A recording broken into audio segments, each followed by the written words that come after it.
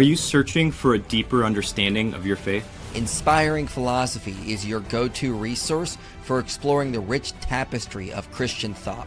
From biblical archaeology to philosophy of mind, we dive into the topics that matter. Our content bridges faith and understanding, offering insights into God's existence and the reliability of the New Testament. Join a community where faith meets reason and discover the answers you've been seeking. Inspiring Philosophy, where faith meets understanding.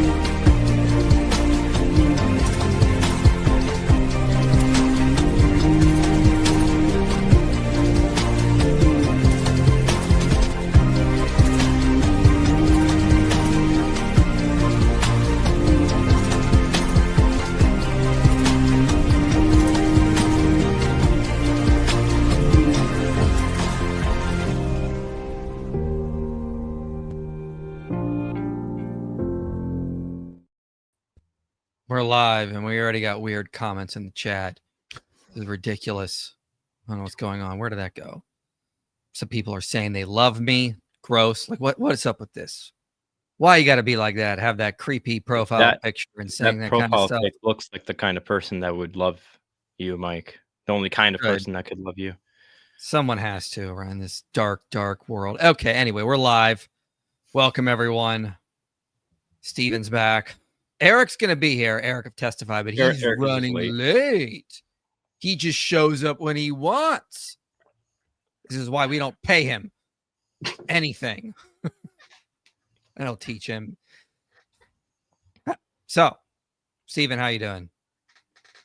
Good. Glad we were able to make this happen. I think it's an important topic. Watching through. Whose idea? Whose idea was I think this? it was Than's. It was Than's idea. Was it my idea? All right. I guess I'll take credit for it, but I mean, it was actually Than who brought it up. You're the one that sent the somebody. Well, most of the time when I bring something up to you guys, it's because somebody in the Discord server brings it up to me. So no, that's a good one. No, this is a good one because Ehrman has a lot of influence, and honestly, he said a lot of things that I thought were for Bart Ehrman. I thought that was the most fair I've ever seen him. So I think there's a lot to go off of. So for those who don't know, Bart Ehrman uploaded a video recently. Why are the Gospels so late? ? And we're going to review that video. I'm honestly still confused about the arguments on the other side for this topic because it's presented in this video, Stephen, and you know this well. Like, well, we date the Gospels to like the second half of the first millennium. Great, but what's the reason? Well, Mark's the earliest, is what we're told. And Mark mentions the destruction of the temple, which happened in 70 AD. So we got to place Mark around that part. But like, that's a bad argument. And there are so many other good arguments to date Matthew, Mark, and Luke much earlier, around 60 AD or so. It's like, I just don't understand, Stephen, why is this the case? Why do so many scholars just assume Mark 70 AD, then the other three have to be later? Like, it just seems at this point, it's a, dare I say, dogma. Mark has got to be dated to 70, and then Matthew and Luke have to come much later. And it's like, no one deals with the evidence that, scholars like, for example, A.T. Robinson, Adolf von Harnack, Charles Quarles, Jonathan Bernier have put forward, arguing that actually the synoptics might be a little bit earlier. I don't get it. Yeah, well, I mean, as we get accused of having dogmas, they have dogmas too, whether people want to admit that or not. And the main premise comes down to, and I love how Ehrman actually pointed this out. He demonstrated that we started here because it seems like Mark knew the destruction of the temple would come, and he's referring to Mark 13. And so because he believed that Mark 13 was making a statement about the temple, it cannot be prophetic. Jesus could have never said that ahead of time. It had to be completely after the fact, because all prophecy is fake. There's no such thing as foreknowledge of future events.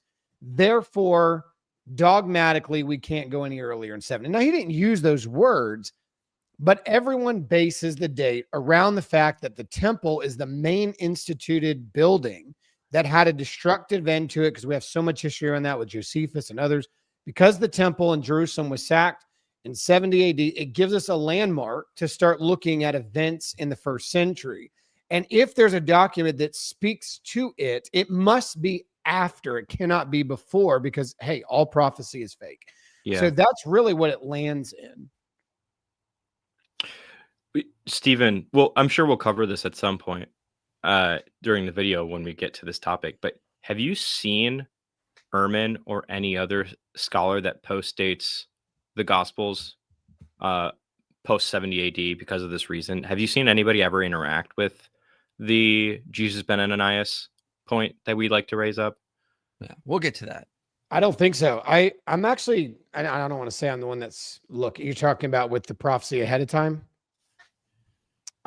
You're speaking to the one that's we can talk about it later. I know that I would just forget to ask you later. I have never seen anyone bring it up. In fact, it was my conversation with Michael and who do we have on here? The Josephus scholar. It was Thomas Schmidt. Yeah, Dr. Schmidt. So that actually started, because you know me, I mean, I'm focusing particularly on this field while listening to a Josephus scholar over here. I'm like, wait a minute, like, nobody looks at that as like a ridiculous claim or anything like that. So I put 2 and 2 together there.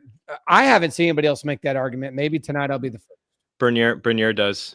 Oh, really? Book.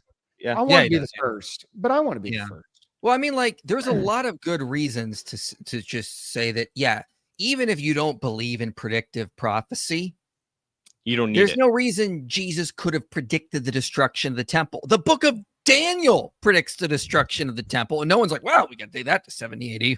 Yeah. And Michael Patrick Barber has a lot of really good points on this, which I can bring up later. But before we get to that, let's get to some super chats because they're starting to pile up. So let's do that. Then we'll dive into this video from Bart Ehrman, and we're going to let Stephen rant for a while because he's got a lot to say. What was Sodom and Gomorrah's sin? Asked Milo. Well, we can go right to Ezekiel 16 and I can show you. So, and the elder sister Samaria, a little bit of, so not only, behold, was their guilt of your sister Sodom. She and her daughters had pride, excessive food, and prosperous ease, but did not aid the poor and needy. They were haughty and did an abomination before me, so I removed them when I saw it. It wasn't like one thing. It was a collection of sins. So you go to Jude 1 as well. Let me just do that. So in Jude 1, we also see that Sodom and Gomorrah likewise indulged in sexual immorality and pursued unnatural desires. So host of issues, let's just say. That was Sodom and Gomorrah's problem. Host of issues. Mm-hmm. That should have been like $10. Like that was too cheap for that kind of a question. Yeah, Milo. To hell. No, it's fine.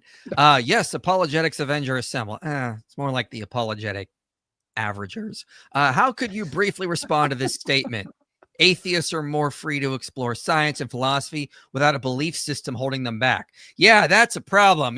We wouldn't want secularists and atheists to have a belief system that could help constrain them from thinking that, men can have periods and that there's 89 different genders. And maybe guys, there's maybe belief systems are good for constraining. Yeah, you don't want to be too constrained, but you need some philosophical or metaphysical constraints to keep science in the realm of, dare I say, sanity, perhaps. But yeah. I'll say more on this. You guys go ahead. I mean, just even just like in my anecdotal experience, I actually feel like Christians have the explanatory flexibility for reality in of itself.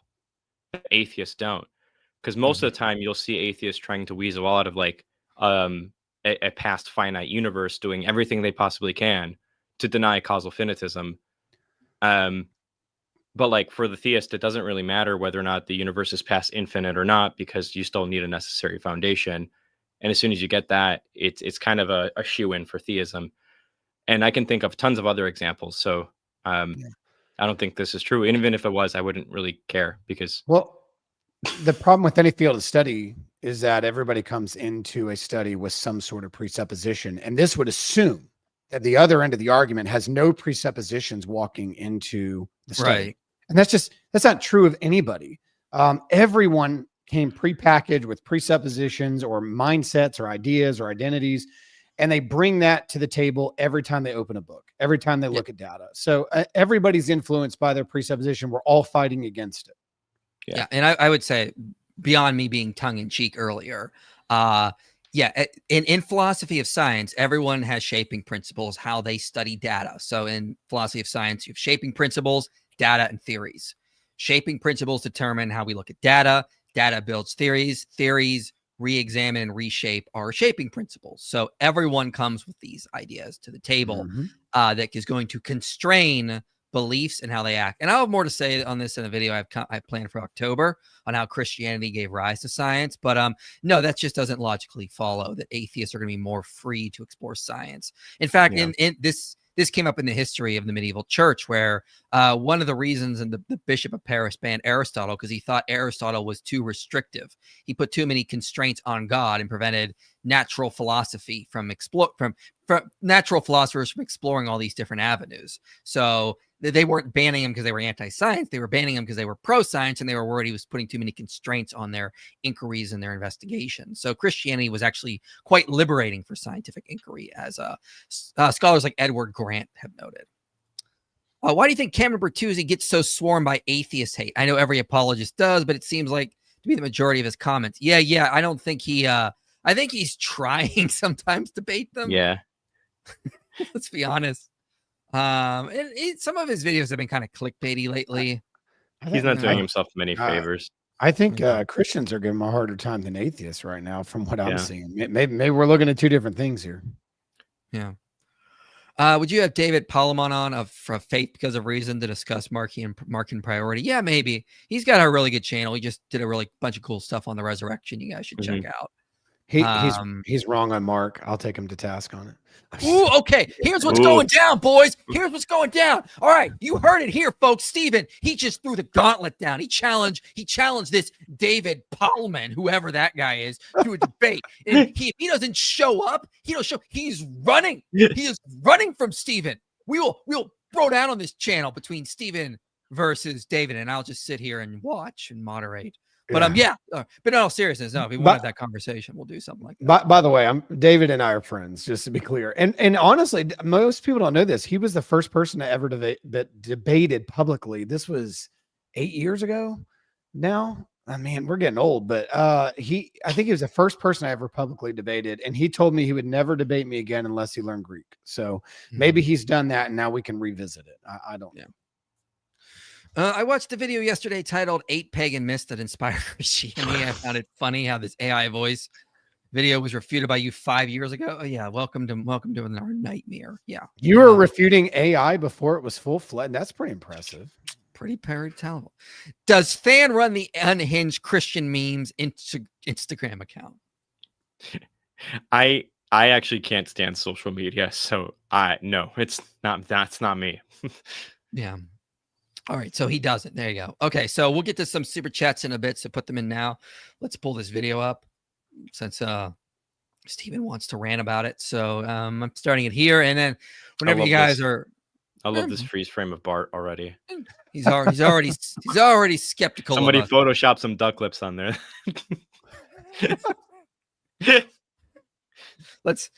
You're going to summon Orthodox lips Muslim in here, and we don't want that. So he'll come in here to tell us how we're all running from him. All right, let's dive in. Whenever you guys want to stop, just scream. So when do scholars think that the Gospels were written? Well, the critical scholars who are not like conservative evangelical fundamentalists or conservative, Catholics or Jesus, like, scholars of various kinds have, the real scholars, guys, not the real, like, that's exactly how that always comes across. Like, okay, we get you guys are up in your ivory tower looking down on us, whatever. Okay. pretty well agreed on the dates, as it turns out. I mean, pretty much everybody who would teach, like in universities and things, would say that Mark is probably the first gospel written around the year 70. Luke and Matthew are later. Matthew maybe a little bit earlier, but sometime in the 80s, 80 to 85. John, the last gospel, 90 to 95. Those dates aren't really particularly controversial, although they're always, of course, you're going to have scholars come along and say, no, that's not right, or they'll redate things or do. But basically, that's pretty much the consensus, and I think there are good grounds for it. Let's hold it right there. So, all right. So this is a problem I have, and I have a lot of respect for Dr. Ehrman. He inspired the dissertation that I did. I mean, I've always had a part of me that really appreciates him. In fact, I'm scheduled to do a moderated debate between him and Sheffield soon, so I'm looking forward to that. But he really is. Wait, hold up. He's debating Sheffield? I've been trying to get Bart Ehrman nailed down for a debate for like years, and he's going with I'm done. Mike's feelings are just hurt right now. I thought I already told you that, but maybe you I weren't was paying attention. supposed to have there was I had two things that fell through with him so far. Well, he's expensive. He's not cheap, what I understand. So he's like 2.5 hour debate. Yeah, must be. But all I know is like he is doing a debate on the resurrection and the gospel. Actually, there's 2 debates. I probably shouldn't tell you that, but there's actually 2 debates being lined up. So that's happening. Man. Anyway, I'm supposed to be moderating those, so I'm going to be careful what I say here. With that being said, I do look at Bart Ehrman and I say, Dr. Ehrman is a very smart guy.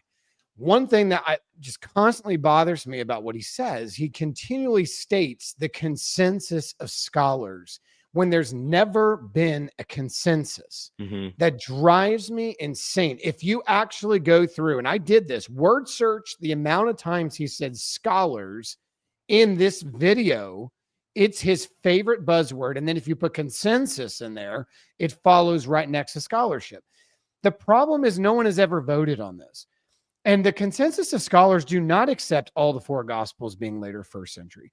There are major scholars who are continually putting Luke now in the 2nd century and claiming that there's a Marcion priority to the gospels. That is a growing trend, whether we want to believe it or not. Listen, I know Catholic scholars who hold that position that are claiming to be, conservative Christians, and they believe Marcion's gospels are first. And I'm sitting there like, are you serious? Like, what are you doing? Wild. It's not the consensus. And if you go to most universities, now you're having most of the gospels outside of he is right that Mark is often put first, but the rest of those, Matthew is being put in the 2nd century a lot now. And they're saying that there's a different Matthew that's been reconstructed and borrowing from these 2nd century ideas, and that it's been redacted to the point where some of it's 1st century, some of it's 2nd century. Scholarship has gotten wild with this. There is no consensus, and this is that false delusion that they are unified in their approach, and we're not. And the fact is that no one agrees on the gospels. It doesn't matter what group you put the mythicists in there, whether you put the Christian conservatives in there or you put more of the liberal Christian groups in there, there is no consensus within themselves and definitely not amongst themselves. So I don't understand where this appeal keeps coming from. It doesn't exist. Well, yeah, and that whole thing about Marcion's gospel being first, that's wild. We don't even have that. How do we know it's this is like the speculation upon speculation upon speculation. Okay, so we know Marcion had a gospel, and we know kind of what it would look like. And I tried to follow the logic because I've seen some interviews on that, and I'm like, I remember thinking, as Sam was saying, it's a lot of assumptions upon assumptions upon assumptions, and it's like, guys, we have 4 gospels right here. We should go with these ones until we have more data on this alleged Marcion gospel. It's wild. And we don't, and we're not without record about Marcion's intent, purposes, and usages. We have statements from Tertullian. We have statements from Irenaeus. We have statements from the Marcionite prologue, for goodness sakes. There are multiple statements about what was going on, why it was happening, which books were being manipulated, what was being taken out. So if Marcion is removing things, or as Tertullian says, mutilating the Gospel of Luke, we have to assume that Luke preceded. Now, what they're going to say is that the formation of Luke that we have today is now developed from redaction. So they're not saying that there wasn't a, there was a proto Luke that the redacted form through Marcion situation has produced what we use today. And my statement to this, and I even told a friend of mine, I don't want to expose him because he's a really good guy. I told him, I said, man, if I believe that, I wouldn't accept the Gospels at all. And I certainly wouldn't be in church, because what's the point? I mean, like, if we're using redacted text from a heretic, what are we believing that's probably heresy? I mean, like, this is crazy. Yeah. You guys saw the results too from the study that is still in the peer review process that I did with those other scholars. And that is almost like a statistical proof against this too. Well, yeah, that's the thing. This is something that also bothers me. Like is Stephen and I did when we did that 15-part series on gospel reliability. We went through like data point after data point after data point of what conservative, these evangelical fundamentalist scholars have put out, and no one addresses their points. It's the same thing with the documentary hypothesis. These conservative scholars have put forward critique after critique after critique, and source critics are just like, oh, look over here. Don't pay no attention to that over there. It's the same like dog and pony show with the gospel. When Jonathan Bernier publishes, when Luke Vandewey publishes, dead silence from the Bart Ehrman type scholars, the liberal scholars, the critical scholars, whatever you want to call them. And they just say, well, the consensus says we're right. You know how we know? We got together and decided we're right, and we just ignored our critics. But what he also showed is that the goalpost is always moving, because he even admitted that prior, when in the 70s, when he was in seminary, the consensus was very different about the Gospel of Mark. And I've said this 100 times, consensus doesn't equal truth. Just because you have, even if there is a consensus, then and men and women and scholars and all camps are voting together, and it's 90% to 10%, it doesn't mean the 90% hold the truth. A consensus is constantly changing, and he even admits that in this video. By the way, I like the dates. I can work with Dr. Ehrman's dates and say that, hey, you know what? That is more in line with reality and fairness than some of the nonsense we just talked about with the Marcion priority, or even those who are talking about redactions of Matthew and Luke into the 2nd century. And that they're even working together with Gnostic texts, making one, and all these theories that are coming out. I can at least say this about Dr. I really appreciated the dates he gave for the group that he belongs to, because I can work with that. Like, we can actually have a realistic, historic conversation if he puts Matthew in the 80s and Luke in the 80s and John in the 90s. Because actually his dating of John is exactly where I would put it. So, me too. I mean, I can work with his dates. So I'm not criticizing him. I'm just simply saying this consensus idea that most scholars and universities are dating the Gospels there, that's actually not the case. We have so much about redaction now that's in 2nd century that 1st century is hardly even around anymore. And again, I would put more stock in the consensus if they actually addressed Craig Blomberg's book, the historical reliability of the Gospels, or historical reliability of John's Gospel, or Luke Vandewey's work, or Richard Bauckham. I mean, there's a lot addressing Bauckham. I'll give him that. Like, there's a lot, but I mean, not a lot addressing Peter J. Williams, not a lot addressing Luke Vandewey, Craig Blomberg, like these all the scholars that we cited in our series. So I mean, like, that's my problem there. Let me before we jump back into the video, I want to get to some super chats. I'm going to prioritize super chats that give more, and we got a $50 super chat, so I want to prioritize this one, because it's super generous. It says, given the growing rejection of Islam, even in the secular world, I don't know about that, would you ever consider putting focus on corruption that goes on in the churches, like the growing apostasy and large amount of money that goes into planting liberals into seminaries? Yeah, that is a problem. I did look into the ELCA, which is Evangelical Lutheran Church of America. And that was sort of just taken over by the liberals. And that's a huge problem. Explain that to me really quick. What is people are planting liberals into seminaries? Yeah. So take ELCA. So it's a historical Lutheran denomination. It's like a sort of a merger of the LCA and some other mainstream Lutherans, except the LCMS. That's a conservative Lutheran branch. And so they've been historically conservative. And as I was hearing Redeem Zoomer talk about this, they've been very consistently conservative for generations. But a bunch of the other like Lutheran denominations sort of got together and formed the ELCA, and it started out pretty conservative, and then the liberals just sort of took it over. But this is something that fixes itself, lightning stab, because liberal churches die. There's a book called The Stillborn God, and it talks about how like they try to take over and then they end up just killing themselves from within because liberal churches die, liberal denominations die. Nobody wants to be there. Everyone wants conservative churches, and the research that like sociologist Rodney Stark has put out has actually supported this. If you read his book, like How the West Won or The Triumph of Christianity, these kinds of books. So like, yeah, it's a problem that we should be fighting, but ultimately over a couple generations, it does fix itself. And as for the growing rejection of Islam, we're not there yet. The secularists still think they can form this unholy alliance with the Islamists to reshape Western civilization. And as we all know, that will never work out in the direction they think it will.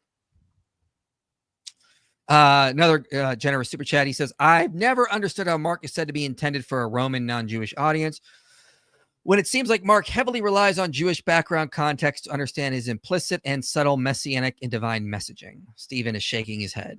I actually don't agree with that.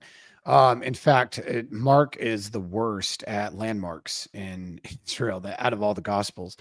I do think that we have every reason to believe that Mark was intended for a Gentile audience because everyone who attests to it specifically speaks of it while Peter was in Rome. So that would tell us who his audience was. Naturally, a gospel that's telling a narrative about a time in Jerusalem and in Bethany and in Galilee and in the outer regions up to Samaria, you're going to find a lot of Jewish ideas because Jesus was a Jew and the disciples were Jews and they were in Jewish towns and cities and under Jewish law. So therefore, yeah, of course, we're going to find Jewish ideas and identities in the gospel, but is abundantly clear in other places, for example, in Mark's gospel, that he has to explain Jewish customs that Matthew does not, specifically when it talks about the ceremony of cleaning the pots and the different utensils that were used. Mark just assumes Matthew assumes his audience already knows why ceremonially those things were cleaned. Mark is an entire clause explaining the inside view as to why Jews needed to do that. He's assuming his audience doesn't know Jewish culture and has to explain it. Now, the Jews did this because, now, why is he explaining that as if he's not talking to Jews? To me, I think it's actually the opposite. I think Mark is not dealing with Jews. I think Matthew is the only one that is directed particularly at Jews. But of course, it's going to be integrated based on the ministry of Jesus to the Jews. Yeah. Speaking of something that needs cleaned, Eric's here. Oh, I do. I need to be cleaned. I am all right. Dirty bozo. Uncredentialed bozo, yes. So Eric, we're talking about this guy who keeps getting the worst still frames ever. He looks like this looks like the Zoolander like blue steel thing. Do you remember that movie? Yeah. Beautiful. Yeah, beautiful. I don't know. Yeah, listen, Than. Don't be a smartass. Seriously, I mean it.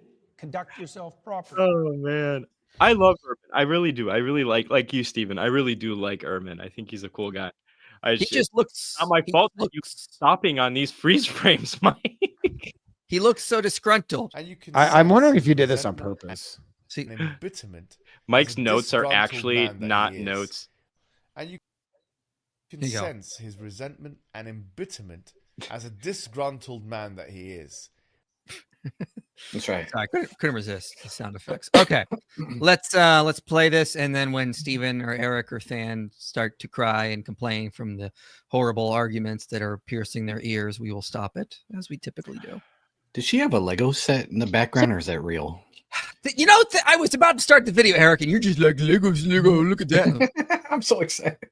It's Legos. Actually, yeah, because she is a woman of culture, Eric. Where is your Lego tree thing? I think it's super cool. I think that's awesome. I have a Pokemon Lego set that I'm just gonna. No, never mind. I'm not going to derail us further. Go ahead. All right. I'm sorry. Before you hit play, actually, let's revisit something else he said because we got way offside here. Okay, we got way off.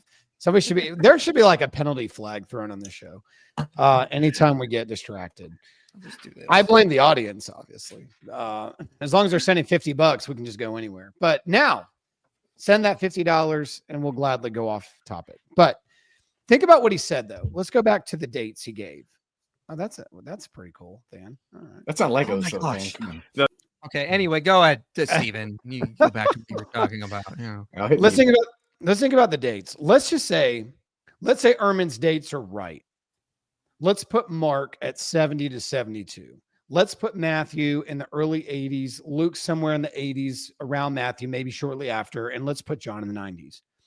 If those dates are true, my research shows that all of the four gospels could have still been written or authorized by the names attributed to them. John Mark, for example, if he is the same Mark, and I know there's a lot of debates about Mark and John Mark. Let's just say it is the John Mark that's alleged to him. He is said to have died in Alexandria, wrapped with a rope around his neck, dragged by horses. That's how he died, around the year 68 to 72. Now, let's say he died in the year 70 to 72, somewhere in there. And the Gospel of Mark is written around the same time. It is still possible that Mark, before his death, months or a year or a couple of years, still produced a gospel in his name.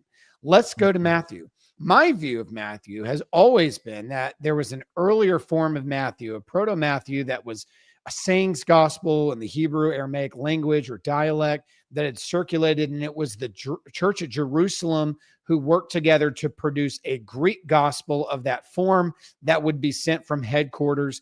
I have no problem with that even happening after the destruction of the temple. Still works for me because eyewitnesses would have still been alive in the church of Jerusalem, even in the 80s. Luke, for example, we know from the Anti-Marcionite prologue that he said to have lived an old life at 84 years old. He died in central Greece. So Luke is said to have died as an old man. It says he never fathered, he never had a wife, and he died in central Greece around his 84th year. If he lived to be 84 years old, and the Gospel of Luke was written in the 80s, as Ehrman just alleged, it would seem that if it's the same Luke that traveled with Paul, he probably died sometime in the 90s, as some would assume that he died in the 90s.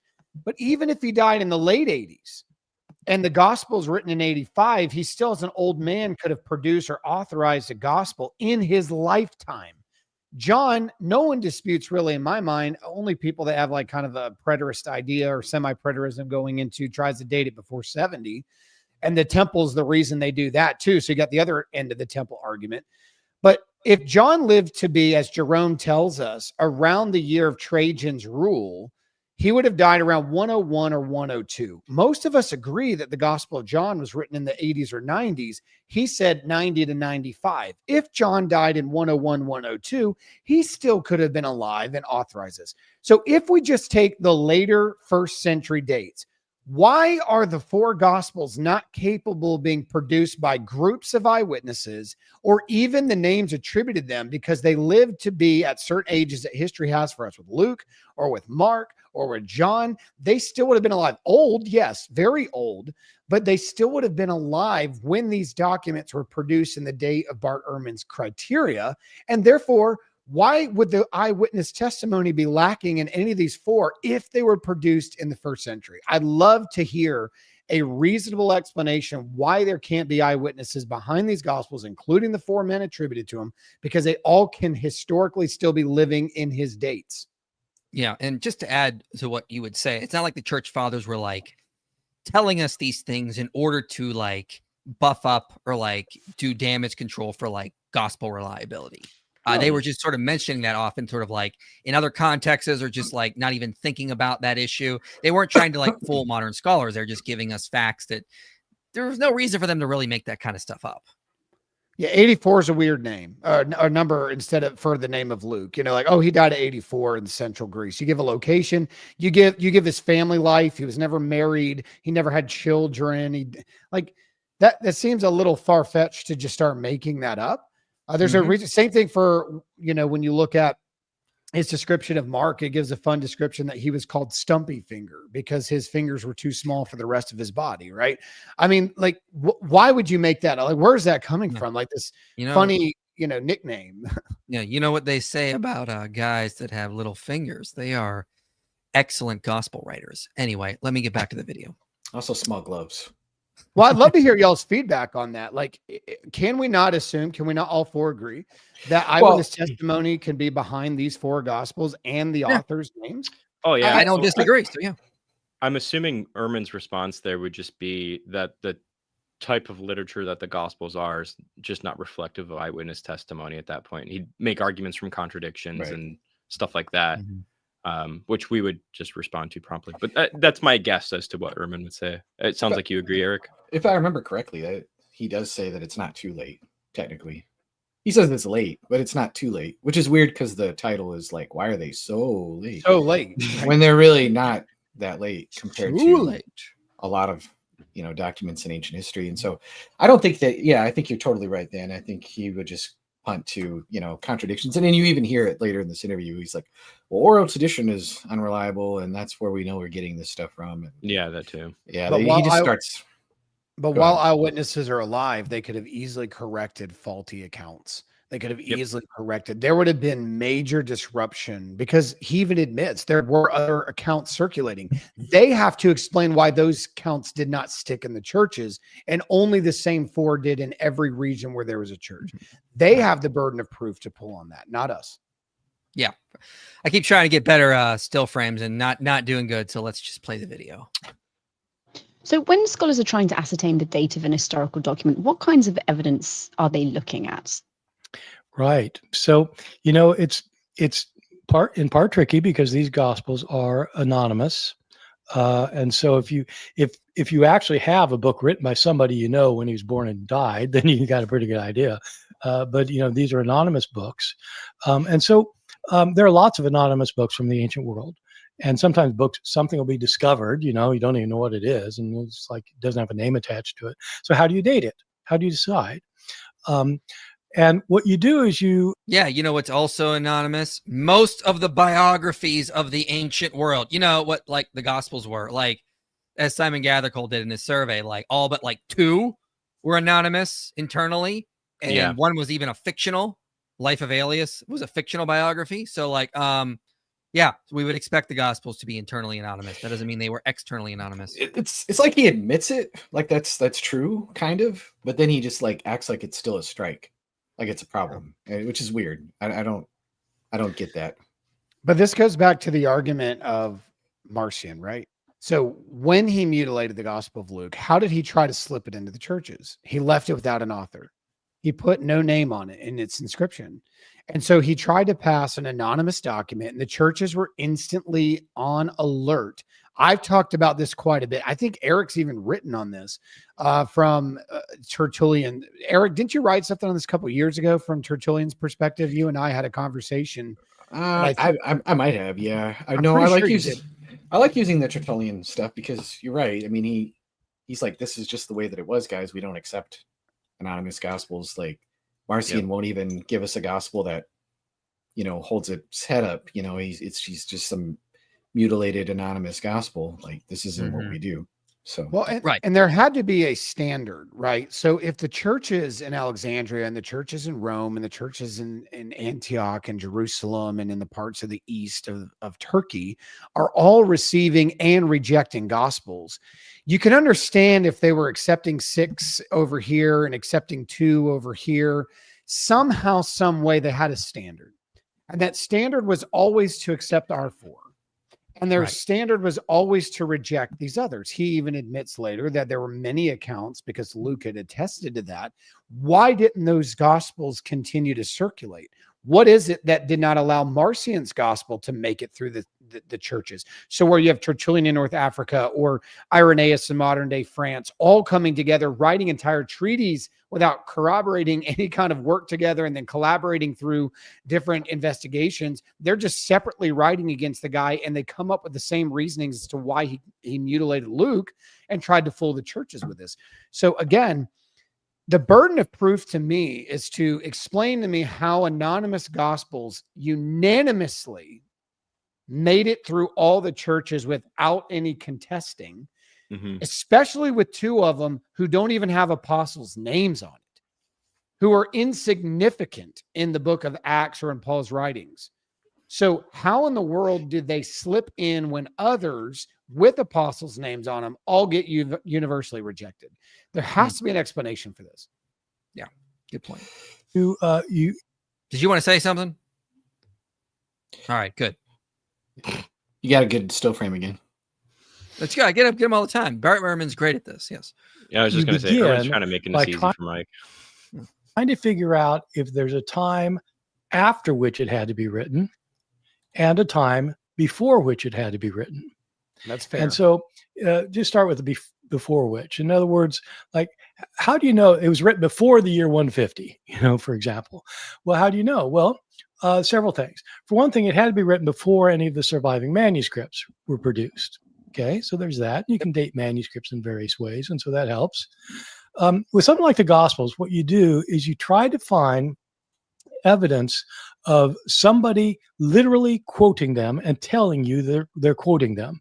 And so somebody who says, oh yeah, this was in a gospel, or this, and quote it. And with the New Testament Gospels, Justin Martyr around the year 150 definitely quotes the Gospels. And he doesn't call them Matthew, Mark, Luke, and John, but he calls them the memoirs of the apostles, and he's quoting our Gospels. It's pretty clear. And he's around 150. So they had to be written before 150. Okay. So then you try to see, okay, if it's before 150, how far back could it go? So as I said, Mark is usually thought to be the earliest because it looks like Matthew and Luke both used Mark, so it had to be before them. And the question with So let's stop there. Real quick on Justin Martyr, I want to say there's another important point about Justin Martyr that we've brought up. It's that he's in one part of the dialogue with Trypho. He says, in the memoirs of Peter, I'm paraphrasing, he changed the sons of Zebedee's name to the sons of thunder. Well, that only happens in Mark. So if they're anonymous in Justin Martyr's day, and he's sort of implying they're the memoirs of Peter, why didn't they just label Mark the Gospel of Peter? Why go with Mark, who, as far as I'm aware, I don't think Justin Martyr really brings up, and does not in relation to that. That would have made far more. That would have given far more authority to the Gospel of Mark. But Justin Martyr seems to confirm the tradition that this somehow, in a way, goes back to Peter, but he doesn't title it Mark. In the later church, titles it Mark, or it says that the title has always been Mark. So, like, this would be like, I think, a point against this idea that they were making up titles, because based on what Justin Martyr said, why wouldn't you just attribute it to Peter? Yeah, and I think Justin Martyr is too late. We have other people using the Gospels earlier than Justin Martyr. For example, in First Clement, I demonstrate this in my dissertation data. Looking at, I think that even Dr. Ehrman would put Clement at the end of the first century, somewhere between 95 and 100. Most, even secular scholars, I know mythicists that will give a 96 to 98 date to First Clement. So, yeah, I don't want to throw their names out there and get them in trouble or anything with their crowd, but you all know who they are if I mention their names. So they're willing to just dox them, Stephen. Dox them. Okay. Yeah. Tell me their blood type. You are hiding.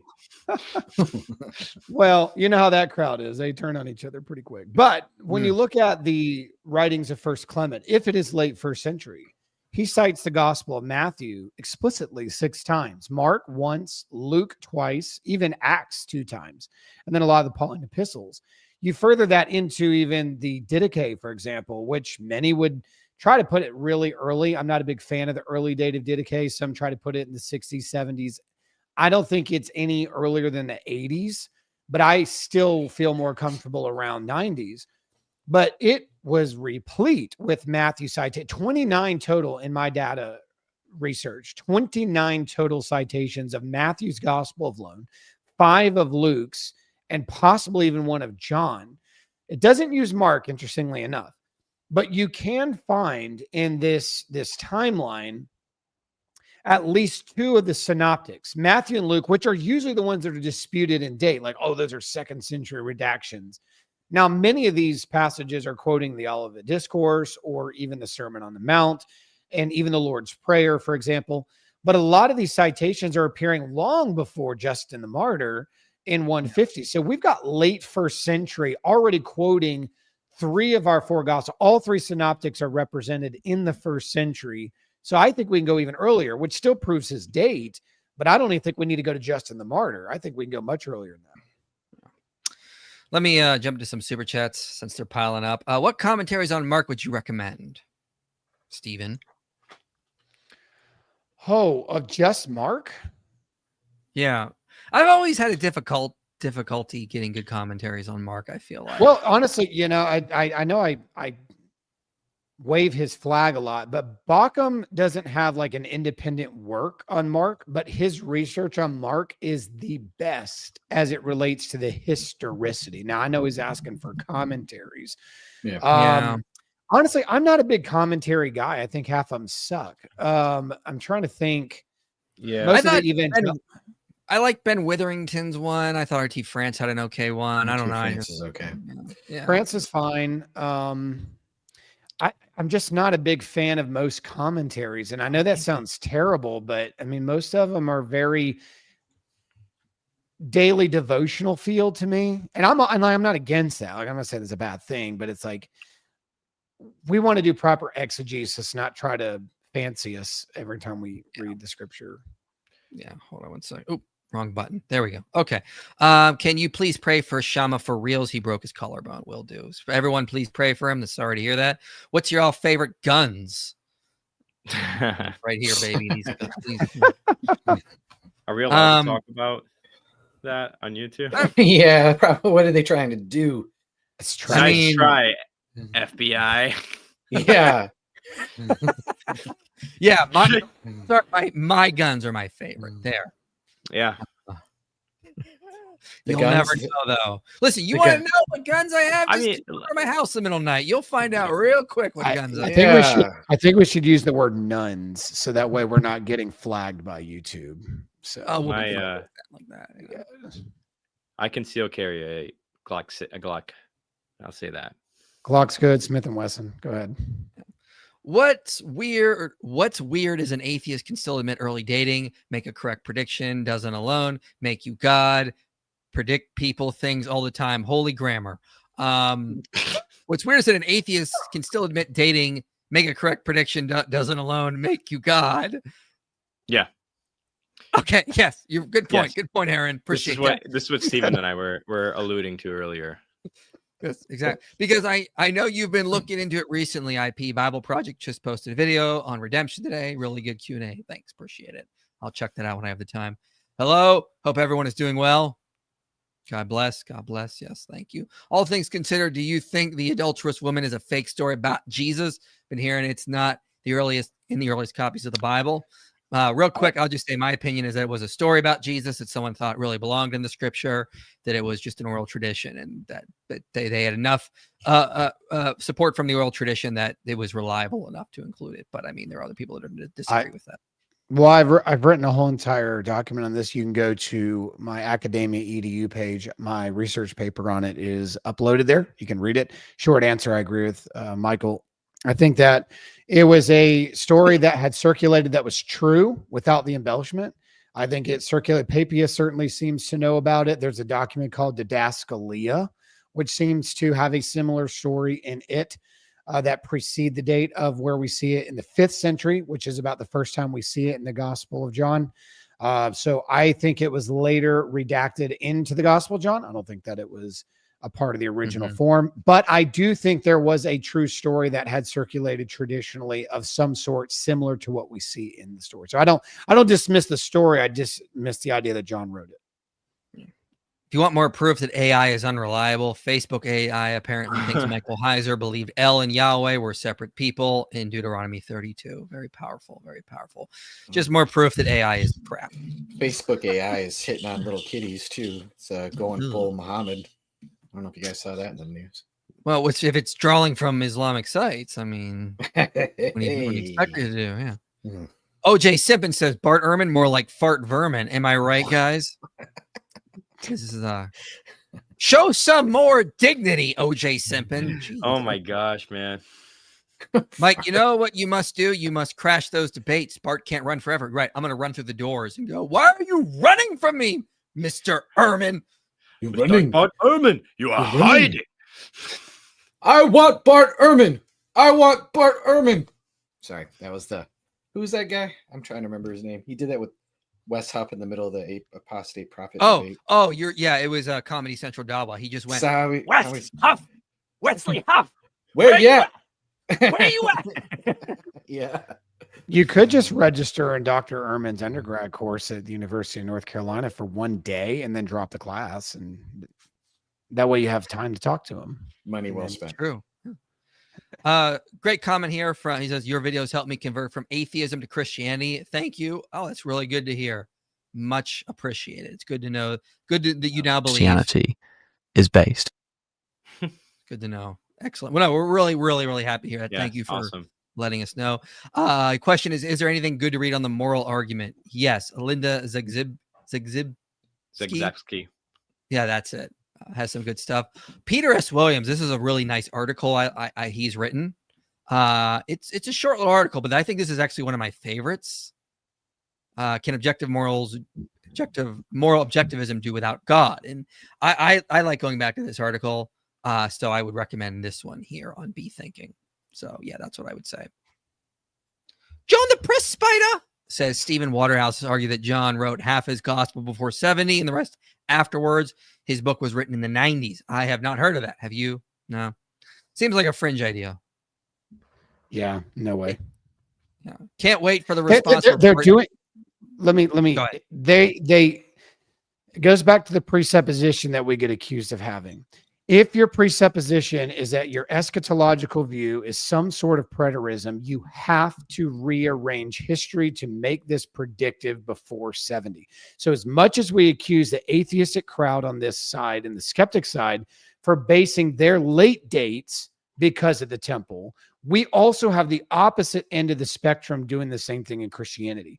People ask me all the time, do you hold to the later dates? I'm fine with some of these later dates, especially the Johannine writings.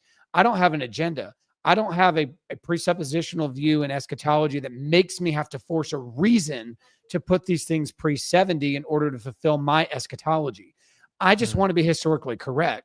So at the end of the day, I would rather them all be pre-70. Honestly, my life would be easier in Christian study and really teaching at churches just to have that view. But I would be intellectually dishonest and historically dishonest to do it. That is a perfect example, gentlemen, where we need to be calling Christians out for bringing that presuppositional opinion to the table around the temple as much as the other side is doing it on their end. It's wrong on both ends. Yeah. I'll get to some more super chats in a bit, so get them in now so we can go through them in an orderly fashion. Let's jump back to this. Man, I just cannot get a good still frame apart every time I come in. There he is. That's better. Yeah, This is the most tame one. What, he looking like he's dismissed? Ridiculous. Does the girl asking the questions look like that teacher you had in elementary school that you just like, Megan? Oh man, I don't know. She looks very disappointed in us. Like, how dare you stream on us? How dare you? I'm sorry, Megan. I didn't mean to stream on you. This was a fan's idea. Yell at him. Wow. Thinking of something earlier is, does it refer to any events or quote any writings that you can date? And in the case of Mark, it is widely believed that Mark knew about the destruction of Jerusalem and the destruction of the temple in the year 70. But there are reasons for thinking that is written close to that event. And so it had to be, basically, if that's right, then it had to be sometime between the year 70 and the year 150. You could, if you're dubious about that, you could say at least it had to be written between the time of Jesus' death and 150, so between 30 and 150. But it looks like it's between 70 and 150. And then you start looking for other things that are further hints.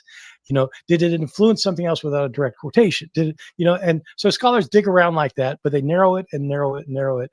And so usually, real quick, I want to pull some slides up.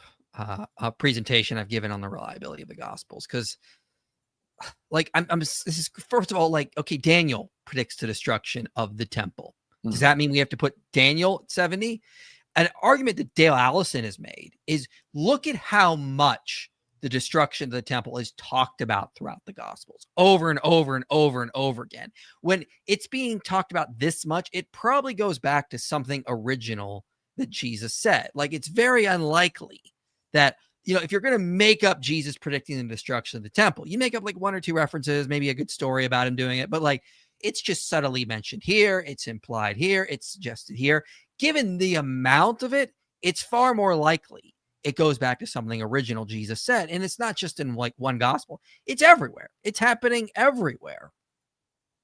So Jonathan Bernier says an urgent question nonetheless presents itself to those who argue that these passages were written post 70 AD with the destruction of the temple in view. Why warn people of an event that has already happened? This is another important point. This is, I think, a reason to date John after the destruction of the temple, because he's not like warning people like we see in the synoptics. So I've never understood this argument. It's not good. It's such a odd presupposition to have. And like, when you throw that out, there's no reason to place Mark in like the late 50s. I mean, and even some atheist scholars like Maurice Casey, James Crossley, they put Mark in the 40s. Like, they go way back. They're older earlier than I do. Yeah. Earlier than I would. Yeah. Well, it's weird. I think he even says like, pray that your flight doesn't happen in winter in Mark's during the whole Olivet discourse thing. And it's like, we know that the destruction of the temple, it didn't happen in winter. No. And so it's like, why would you throw that in there then? If, it's just kind of a weird thing. And so it's starting with the presupposition almost that prophecy is impossible, and predicting that the temple was going to be destroyed is something that was even predicted by another guy. I think it was Jesus Ben Ananas in 66, which is a lot closer to the events, obviously, but it's not a difficult prediction to necessarily make it. I don't know. It's just starting with this whole Mark knows the temple was destroyed because of the Olivet discourse is just seems to me like classic begging the question. And then it's like, people are like, you uncredentialed bozos, hence the name. It's like, but we're just pointing out that this is just bad epistemology that these scholars repeatedly use. Yeah. And like, in terms of arguments that have been put forward in terms of dating the Gospels earlier, one of the best arguments is the timeline you see in the book of Acts. You have this epic buildup to Paul going to stand before Caesar. Like, an angel shows up and says, you will stand before Caesar in Acts 27. And then what do we read? And then Paul came to Rome, and Paul was allowed to stay by himself with a soldier regarded him. The end. Yeah. He lived by himself. The end. Like Adolf von Harnack pointed out years ago, the more clearly we see that the trial of St. Paul and above all his appeal to Caesar is the chief subject of the last quarter of Acts, the more hopeless does it appear that we can explain why the narrative breaks off as it does. Otherwise than by assuming that the trial had actually not yet reached its close. It is no use to struggle against this conclusion. If St. Luke in the year 80, 90, or 100 wrote thus, he was not simply a blundering, but an absolutely incomprehensible historian. And Bernier, commenting on this, says Harnack's argument is not from silence. Rather, it's from presence. Indeed, the presence of an extended 8 chapters of a discussion of Paul's legal challenge and the ending that leaves the challenge unresolved. And Harnack makes a strong case. It is frankly difficult to either disagree with or improve his argument. Either Acts had to be completed circa 62, when the Acts narrative ends with Paul in Rome, or Luke's aim in these last chapters remains opaque. So if Luke ends where he does without the trial before Rome, then Acts had to be completed early 60s, but Luke had to be completed before that. And if they use Mark as a source, well, then Mark's got to be earlier than that as well. So we have at least we could put 3 major books of the New Testament pretty early, but long before the Christian persecution, before probably even the death of James, and also before the destruction of the temple. Like, Stephen Boyce was on my channel back in October. We responded to 2 scholars trying to address this, and they completely misunderstood the argument. They actually argued, they assumed this was an argument from silence, and we responded. But not a lot of scholars have actually really addressed Bernier or Harnack's point here. And this seems to support the idea that these books are being written before the destruction of the temple, not after. Yeah. It's not an argument from silence. It's an argument from the purpose of the book. Luke loves court scenes. He repeats court scenes in chapter 22, chapter 24. He has chapter 25, chapter 26. So you're going to have all these court scenes where he's before Agrippa, before Felix, he's before the Jews and the high priest and all these different people. And it's like he appeals to Caesar, he goes to Caesar, or at least he gets to Rome, and then it's just like, there's nothing. There's also all the court scenes that, like just Jesus's whole trial and everything else. And so like, this is Luke's bag. This is what he talks about. This is what he's interested in. And so again, it's not an argument from silence. It's an argument from the very purpose of the book to begin with. Mm-hmm. And it's interesting how historically this plays out too. So you have the internal data from Acts kind of pointing to certain events, and then you start taking attested statements about it. So I make an argument in my study on Luke that if you take the anti-Marcionite prologue and the Muratorian fragment with Acts, you can actually land the date around this same exact timeline for the Gospel of Luke. Now, I think Acts is easier to date because of events than Luke. But if we can date Acts, it's not hard to figure out Luke, because I don't think hardly anybody will argue the fact that Acts and Luke have similar or same writers, and that one is a precursor. So looking at it from this perspective, if you take the hypothesis that I make from the anti-Marcionite prologue in the Muratorian fragment, it states that he started writing this stuff as he began to travel with Paul. Well, if you take the we, us, and our guy from Acts 16, that's between 50 and 52. And the Muratorian fragment states that he wrote it while traveling with Paul. So it must be past the year 50 to 52 for it to be written while traveling with Paul. Now, the anti-Marcionite prologue comes in, and it says that it took place while he was in the area of Achaia. It gives us exact location. Now, Paul went there on a few occasions, one with the we, us, and our guy, and that's around Acts chapter number 19, which is between the years 55 and 56. Now, it's here that Paul probably also wrote 2 Corinthians, and maybe even Luke and Titus did some delivery work for him on that.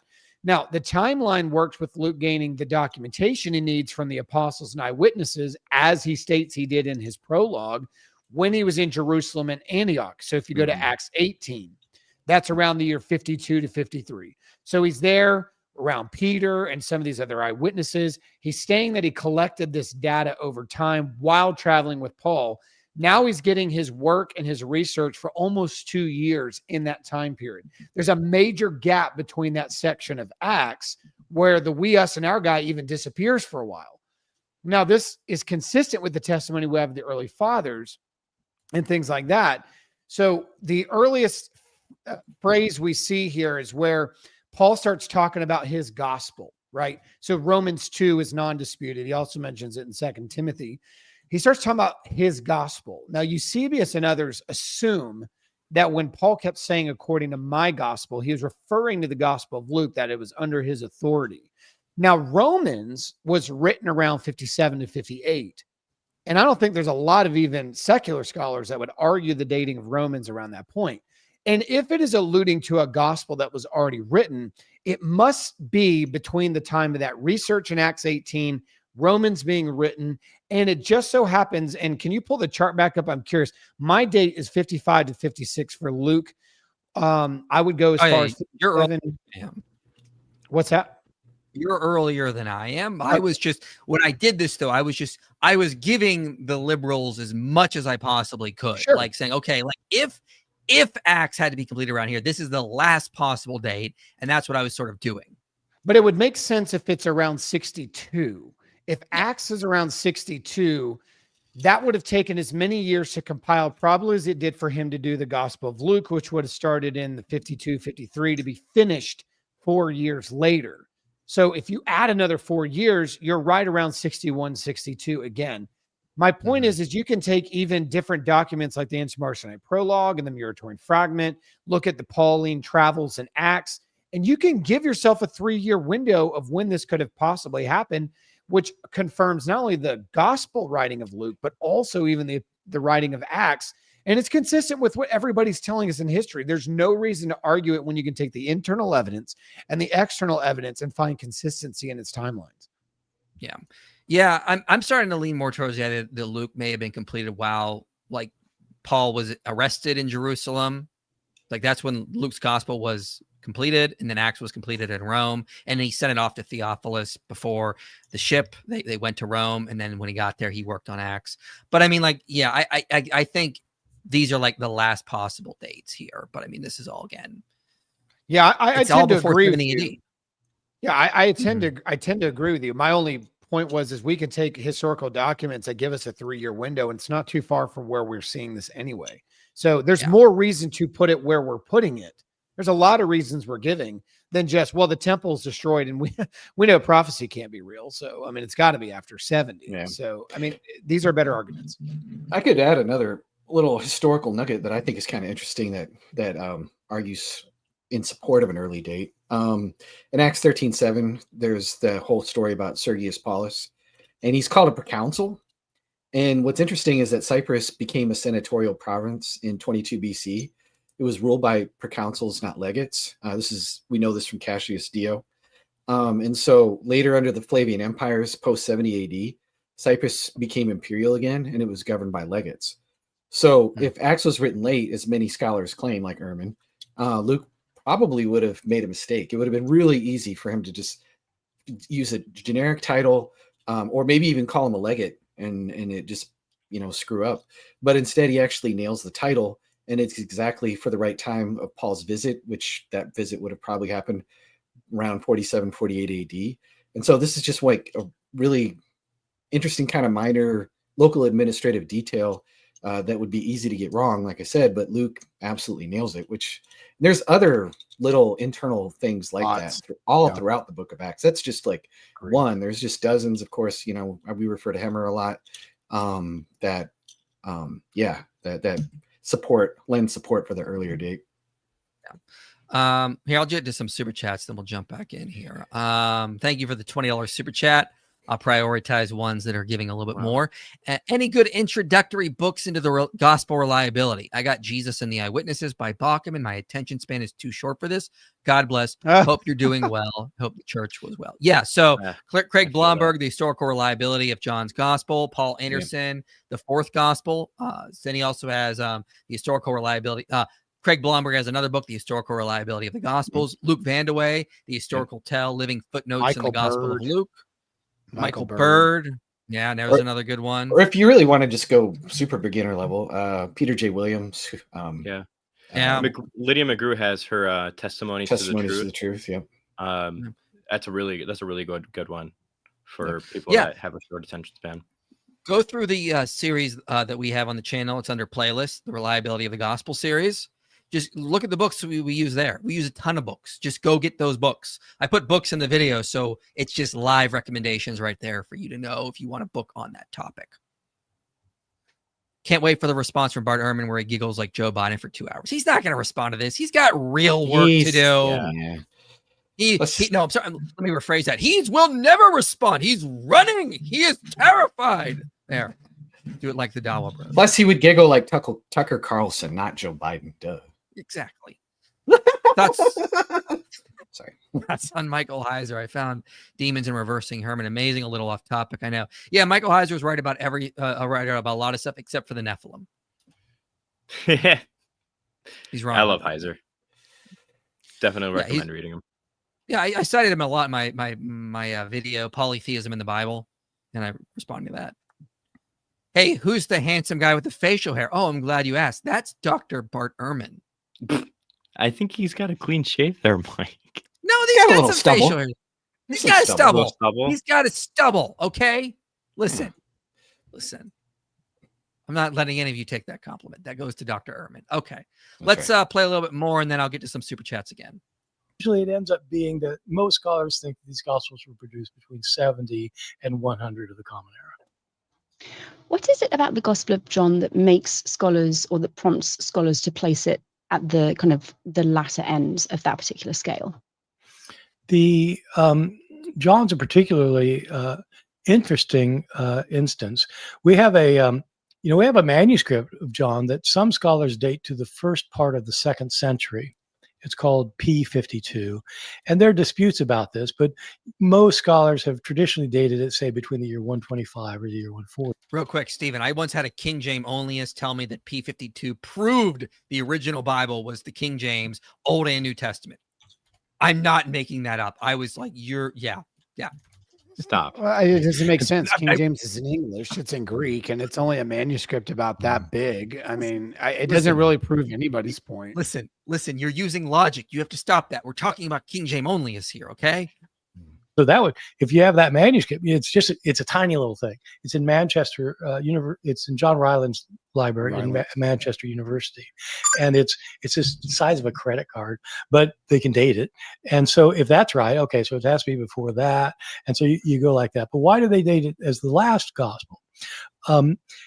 Interestingly, John has virtually always been considered the last gospel, going back to as early as people talk about there being gospels. Clement of Alexandria, for example, around the year 200, is quite definite that John wrote his last. And so is always known to have been last. I think the reason in antiquity is comparable to the reason people have today, which is that the theological views of this book are very different from Matthew, Mark, and Luke, and appear to be more theologically advanced from Matthew, Mark, and Luke. And all right, you wanted to stop there, Stephen. Yeah, I don't have a problem with what he's saying. Now, he assumes that the writer of John is unfamiliar with the other texts. And I'm a little bit surprised he went there, because most would assume that he did have knowledge of the text. It's interesting he mentions Clement of Alexandria, who states that of those who had been with the Lord, only Matthew and John left their recollections. Tradition says that they took to writing out of necessity. John, it is said, used all the time a message which was not written down, and at last took to writing for the following cause. The three Gospels, which had been written down before, were distributed to all, including himself. So Clement, the same guy he's quoting in the same section, states that John had the other three Gospels in his possession. It is said he welcomed them, testified to their truth, but said that they were lacking to the narrative on the account what was done by Christ at first and at the beginning of his preaching. So Clement's tradition, I don't know why he didn't just go further into Clement's statement on this, because he's saying that not only did John have the other accounts, he welcomed them, testified to their accuracy, but said that they lacked certain elements that needed to be told. And this is why in John's gospel, we see an earlier side of things. We see him meeting Peter before the boat. We see Andrew being the one that introduces them. This is where you see Nathaniel. This is where you see John the Baptist's declaration. These are prior to where Mark and Matthew and Luke jump into the scene. So Clement's telling us they accordingly that John was asked to relate in his own gospel a period that had passed over in silence by the former evangelists. And we even see this in chapter 12. Like, John assumes you know the synoptics. He'll sit there and introduce Lazarus and his two sisters, Mary and Martha. And then he mentions Mary in chapter 12, verse 2, chapter 11, verse 2, and says, this is the same one who washed his feet. Yeah. And then you're like, wait a minute, that story isn't told in John's gospel to the next chapter. But he's assuming you already know these things. He's assuming you've already read these accounts. So we even see internally, much less Clement of Alexandria. By the way, there's all of the church fathers say he was the last. But Clement's going on and saying what I think Ehrman's getting at, that John was a spiritual gospel. And what that means is, and I agree with Ehrman on this, it's that John had a longer time to not just tell the story about what happened, but why it happened. Burskog talks about this a little bit, and he talks about why it's significant that John is considered a spiritual gospel. He's not just telling you what happened, but interpreting the meaning, but why Jesus said this, why Jesus healed this person, why Jesus turned water into wine. So John is looking at it much, much later, as he says, developed. It's not so much as developed as he understood the significance of why Jesus did what he did. Where the other gospel writers are more like, this is what Jesus did, this, Jesus did that, Jesus said this, Jesus healed that person. They're just telling the narrative. John's telling the meaning from it. And so that part of it's true, and the church fathers affirm that. But it's interesting that he doesn't believe John is familiar with the other three. I don't know where he gets that idea, because it's clearly shown within the text. And even Clement of Alexandria, who you use, clearly tells us what's going on here. Real quick, apostate prophet, LOL, who goes live without me? Well, AP, I sent you the link already, like 30 seconds ago, and you're not here. So what does that tell us? You're hiding, boy. You're hiding. And you know you can't come out and show your face. Yeah. So yeah. So if he doesn't show up, he's terrified and running from Dr. Ehrman. I just want everyone to be aware of that. You just see powerful. Dr. Ehrman's dawa is too powerful, too strong. Sorry. Anyone want to add anything to the important stuff Stephen was saying before I decided to rant about frivolous nonsense? I just all my train of thought just went away after. Yeah, everything. Yeah. It's Muhammad Hijab's voice. It's just like I lose brain cells every time I hear it, and it's just like fair point. No, I thought Stephen said it pretty well. I didn't really have anything to add there. Yeah. Yeah. I mean, I totally agree. I think John is late. Here's something I want to ask Stephen. Do you think John was using the other three synoptics as a source? Because some have argued that. I don't think he was. I just think he was just aware of them. No, I think John is actually a group gospel. I don't think he was the only. I think he was the teacher. Yeah, I agree. I think that there was a community still surrounding him. And Papias mentions two by name who were with the Lord, who were also disciples of John, Arision and John the Elder. And I do think they are distinct. I know there's a lot of debate about John the Apostle, the son of Zebedee, versus John the Elder. I think they're distinct. Jerome said there were two tombs in Ephesus designated to John's. I think that John the Elder is the writer from 2nd and 3rd John. I think he is a different writer, but a part of the same community as 1st John and the Apocalypse in the Gospel. So I do think there were two Johns, but there were other eyewitnesses that were still alive, or as Papias called them, the living and abiding voices. So I think a Johannine community is compiling this. I think old man John, just like Peter, had to have somebody write it for him. Because one of the things that I think is unique, and I'd love y'all's feedback on this, I've made this argument multiple times. It's actually starting to gain some traction. That, and this is kind of ironic, I'm teaching my mother-in-law who just retired from teaching in her 60s. She just retired, and she came to me. She said, I want to learn one of the biblical languages. I'm thinking about taking, and she's really smart. My mother-in-law is really smart. She's like, I'm thinking about taking Greek. She's like, do you mind helping me with that? And I was like, sure. I was like, wow, that's crazy. So she's got Mounce's book and workbook and note cards and vocab and all that. And she's doing great. She was reading 1 John chapter number 1 and 1 John chapter 2 in her required reading.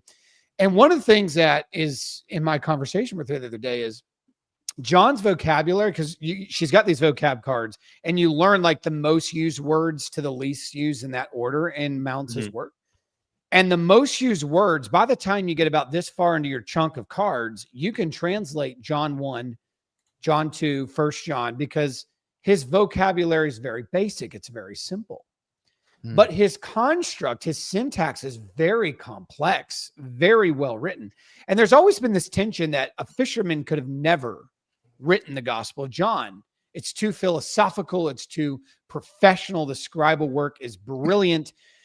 But there's always been that tension about how do you explain a simple man's vocab with a complex writer unless you have someone who is scribing very professional. And now if John's in Ephesus, they didn't lack professional scribes there. But yet a simple man telling the story using his words vocab with a complex writer who's able to compile those simple man's words into a really succinct account, you now have this thing called the Gospel of John. Then you go to the book of Revelation, the Apocalypse. One of the things that people make an argument to me all the time is like, oh, in the Apocalypse, it is so sloppy. It is one of the sloppiest Greek writings in the New Testament. They're not wrong. It really is. But what do we see? We see a man on the island of Patmos, an old man, John, who's writing without a scribe. He's being told, write this down, write this down. Could it be that John didn't do a lot of his writing because he wasn't good at it? Because he wasn't very skilled in it? He may have been capable, but that could explain the syntactical differences between the Apocalypse, a man without a scribe, and a man who has a scribe in the Gospel of John with a very simple vocab, very complex syntax. I think that this argument works very, very well and actually proves our point because of the tension we see between those two things. So I think John is written exactly how the church fathers said it was done. And also, I mean, people have used that argument for 1st and 2nd Peter, that 1st Peter was written with the help of a scribe, as it says at the end. Sylvanus. Yeah. And then 2nd Peter is Peter struggling, trying to write something, or he's got a less useful scribe because he's, in prison and, it's just trying to get something out, Writing quick. Yeah, kind of similar argument. Yeah. Is Erik aware that Dr. Boyce is secretly Andrew Luck, the unappreciated former quarterback for his team of the Indianapolis Colts? Oh, dang. I He just does look like that. you do look like Andrew Luck. I'm not actually like a Colts fan. I just bought the hat at a thrift store because it fit me good and it was like $4. So I wish I handed Andrew Luck's money. That'd be great. I really do like the St. Louis I wish you had Cardinals. that too. I mean, kind of. I would. Yeah, he's Andrew Luck. Definitely right there for sure. Just I'm kidding. not seeing it. Everybody tells me I look more like the NASCAR driver than I've heard more of the NASCAR. I don't watch NASCAR, so I don't either. How do you know what a NASCAR driver looks like? They're inside. You sound like a NASCAR driver, Steven. Man. Sound like Ricky Bobby. I don't know what to do. I don't know about the date of the Gospels, but with 2 T's, I totally date that chick with 3 glasses. She's toy high flirting. Pretty sure she's married. I think she is. Megan is married to Josh Bowen, Dr. yeah. Josh. He's going to fight you, West Side. He's going to fight you. You should. Over the Man, what sort of weird ass comment is this? That is weird. She looks very disappointed in you. Okay, I would very be disappointed in you. Very disappointed. this comment made me feel like I felt when I watched the first episode of The Office. Cringe. Uncomfortable. Yeah. I'm sorry. Better run. Josh Bowen is currently seeking your address. Weren't the Essenes warning about the destruction of the temple as punishment for unfaithfulness before the 1st century? So there's a hint that, Michael Patrick Barber talks about it. He brings up a text where it seems to be very clearly talking about, well, it's kind of like the destruction of the temple. Yeah, it's not that clear, but there is a text that Michael Patrick Barber brings up in his book Jesus in the Temple, where it seems to be talking about the destruction of the temple, but it's a fragmented text, unfortunately. Well, and it's not explicit. Yeah. Oh, okay. Yeah, there's it's more alluding to it. Yeah. Yeah, because there's lots of like condemnation of the temple practices and all this other stuff that you'll see, like in the War Scroll and all that jazz. But explicit stuff, no, I don't think so. Yeah, well, I think they were kind of pulling for it more than anything. But that kind of goes back to something we didn't cover, and I think Dan, you asked at the beginning with Josephus and the Jewish Wars. He talks about another person named Yeshua, the son of Ananus, who was going around in the time of prosperity for 4 years saying, basically, a voice from the east, a voice from the west, a voice from the four winds, a voice against Jerusalem and its holy house, a voice against the bridegrooms and brides and against its whole people. He was proclaiming that something was terrible was going to happen 4 years. I mean, in the story that they thought he was some psycho, they just started beating him and things like that because he was just going on and rambling about the destruction of the temple and the destruction of Jerusalem. And Josephus reports about this guy just kind of in passing, and his name is Yeshua, the son of Ananus. But how do you deal with that too, right? I mean, that preceded the destruction. And Josephus is saying that went on for 4 years and the town couldn't stand the guy. So, I mean, again, we have attestation that there are people predicting the fall of Jerusalem. And honestly, it wouldn't be that hard to believe. That's what the Jews were concerned about losing over and over and over again. That's why they were trying to silence Jesus. They were trying to silence Christians. It's like, you're going to get our temple taken away if you don't stop this nonsense. So it's not a shock. Sounds like this Jesus son of Annas was real bananas. Was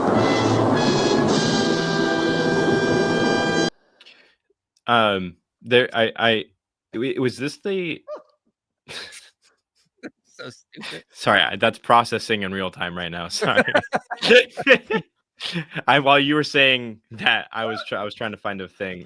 Was it you're trying to go into more important and smart things. Totally, I get it. Yeah. Was it the Pesher on Nahum that he was referencing? Because in this text, I'll just read lines like 1 through 4 here. Its Pesher refers to Demetrius, king of Greece, who sought to enter Jerusalem on the council of the seekers of smooth things.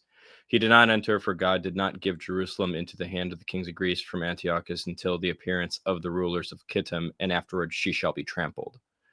Like, that seems to be like one of the probative texts that could be interpreted as the destruction of the temple. But do you know?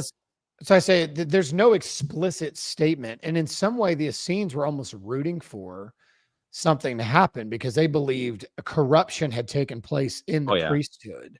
So, I mean, they were kind of on the outside looking in, not sad about it. So in a sense, you'll get that impression in some of these writings, especially in Qumran, because they had a disregard for the temple and its current system. So they were kind of it's kind of like a person that can't stand a football team is honestly and regularly pulling for their loss and almost predicting it because they just can't stand that team. I mean, there's a sense where they weren't like prophetically saying, oh, I had a vision from God and there falls the temple, or Jesus giving, like, when you see these signs, it wasn't things like that as much as almost wishful thinking or like, well, it wouldn't shock me if something like that happened kind of statements. Yeah.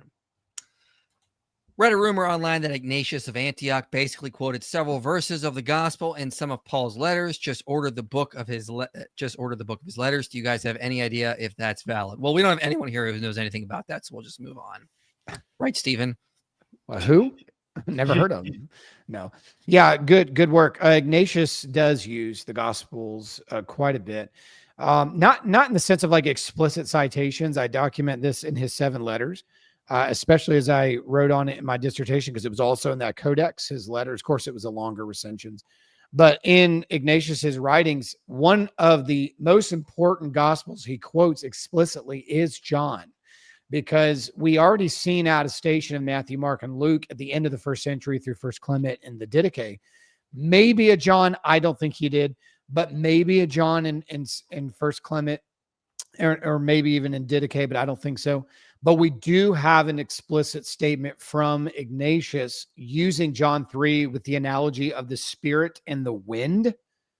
That analogy is used by Ignatius. He's clearly using John chapter 3. So we have our first citation of John. Now, that's important because if John is written between the year 90 and 95, as Dr. Ehrman says, Ignatius is around 107.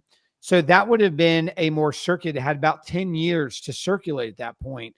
It would have made 10 plus years to make itself known and be used in the writings. And since Ignatius was a disciple of John, it would make sense that he would use John's gospel. So yeah, certainly. I don't know which book he's referring to, but there's a lot of good books on Ignatius that you should read. And yes, he did utilize a lot of Paul, and he utilized the gospels.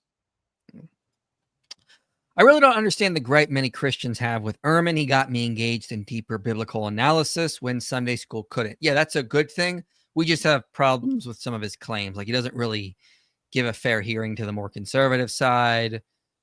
Doesn't really have good response to some of those. Read Jesus Interrupted and you see all the contradictions that he pulls out of his butt that are just like totally frivolous and stupid. Yeah, it makes me hard to not have a gripe with him. Yeah. Listen, Eric. Listen, Eric. You just can't stop and breathe after you say the word hard. You have to. That has to be in a full, longer. Somebody clip that, please. Clip it. Yeah, it's like I get excited because I can make so much content off of his terrible videos, or I mean, terrible claims in his book. Into a deeper hole. I don't know. That makes me hard. I get really excited. We're going to hell, all of us, for this. We need to go to confession when this is over. I don't even remember what you said after you said the word hard, because I was so fixated. I'm like, what did you say? It makes it difficult, excuse me, to take him seriously when he just says stupid things that are just like, these are not like some of the stuff you look at it and you're like, that's not a contradiction. I've had atheists, I've had skeptics be like, dude, yeah, Bart goes too far. It seems like he's got like a axe to grind from his fundy background a little bit with manufacturing some of these contradictions. They agree with some of them, but a lot of them are just bad. And so that's just one. Yeah. Ehrman's first love was textual criticism. And I think he's a much better textual critic than he is a historian. Yeah. I'm not saying he's a bad historian, because he also, as I stated, Taylor, I was inspired to do the dissertation that I did on Codex H in Jerusalem because he introduced it and I'd never heard of it before. And he actually created in his series I had to follow his series for school. In my doctoral work, looking at his research really created a desire in me for the 2nd century church fathers that I knew nothing about up to that point. So I give him credit for that. I use it against him all the time now, but I mean, at the same time, he's the one that inspired that desire. He's a great teacher. I actually enjoy, some people don't enjoy listening. I actually enjoy listening to his lectures. So I don't have a problem with him as a person or even in that regard. I just think he makes a lot of historical fallacies in his approach. Well, this all makes me hard to continue on through the super chats. Anyway. And I asked, and I cannot believe I sent this link to my students to watch. Oh my gosh. Oh man. One argument for post 70 based on mentions of the destruction of the temple is that they had the most relevance to the readers if the event had already happened. Possibly, but also there's a pushback. Like often what Luke does is when an event has happened, he tells his readers, like in Acts, he mentions the prophets predicted this coming famine. And then he says this was fulfilled during the days of Claudius. He liked to do that kind of stuff. If the destruction of the temple had happened, he would have mentioned this happened during the days of Nero or something like that. Well, they always do it with Judas who betrayed him, same kind of thing. They mention that happened later. The Gospels would have loved to celebrate Jesus's prediction, right? Mm-hmm. So in Matthew 24 and 25, when he speaks to this destruction, had Matthew been written post-destruction, that would have been an opportunity for the writer or writers to celebrate Jesus's prediction. They missed on an opportunity if it is post-70 to say, hey, Jesus before 70 said this would happen. Oh, look, it happened just as he said. There is no celebration of prediction. And I just think the Gospels would have missed a big one there to have been able to speak in that manner beforehand where Jesus predicted it. And then they come after and not even celebrate that Jesus got it right. That would have been a bad move, especially for Luke, who likes doing that. Yeah, AT Ministries just pointed that out. That Acts 11:28 is the verse of the famine I just mentioned. So yeah, Rokin mentioned it as well. So just want to point that out. You get a good audience here. They're super smart. SMRT. Hey Than, when your book comes out, may you do a stream with David Wood on the problem of evil with your book and his dissertation. Oh yeah, because his dissertation was on the problem of evil. Yeah.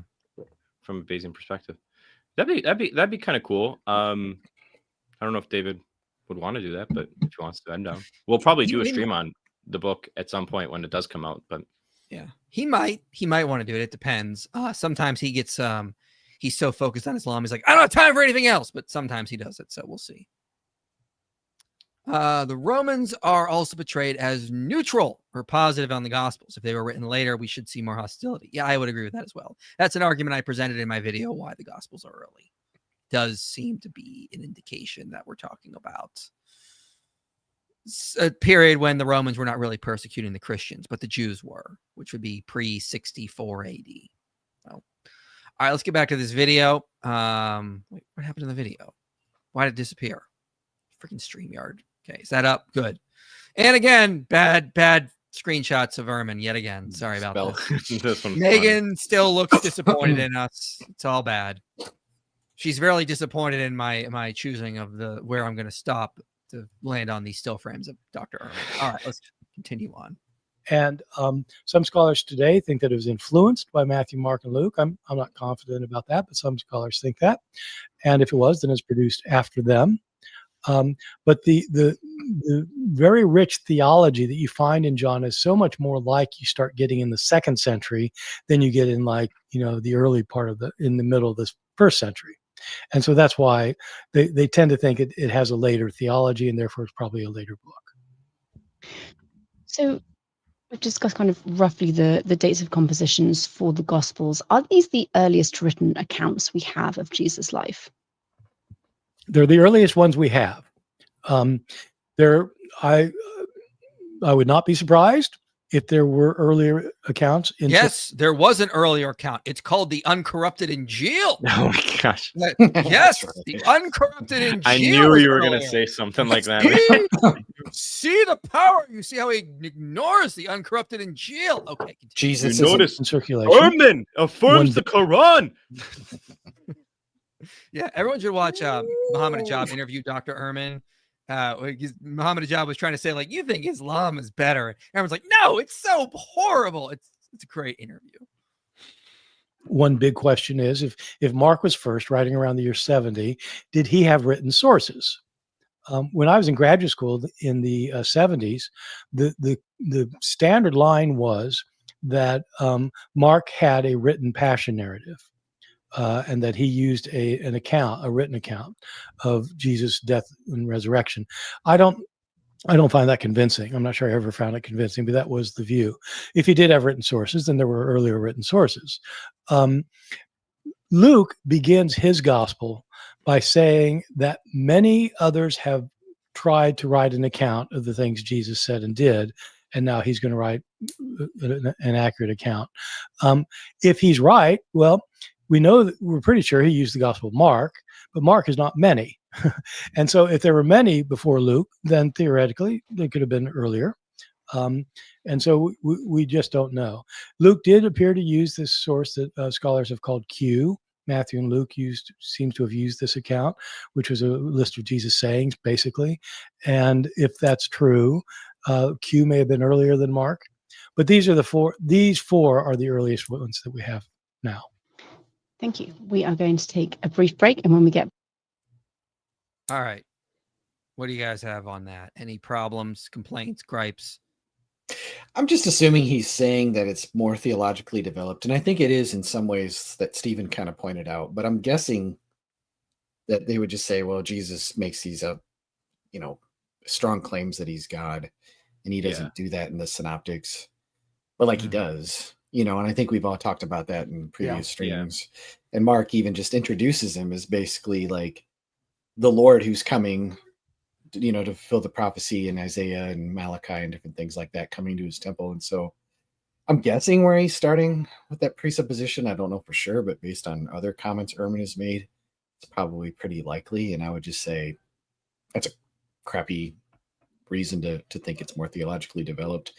Is he explaining it more from a theological standpoint at some points, like Stephen talked about? Probably a little bit, but at least. But yeah, I don't know.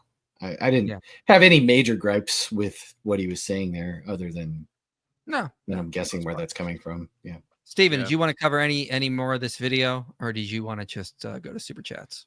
Well, I think there was a couple of things that he said about them not being based in the first person and things like that. I can't remember. Wait, he said they're not based? How dare he? No.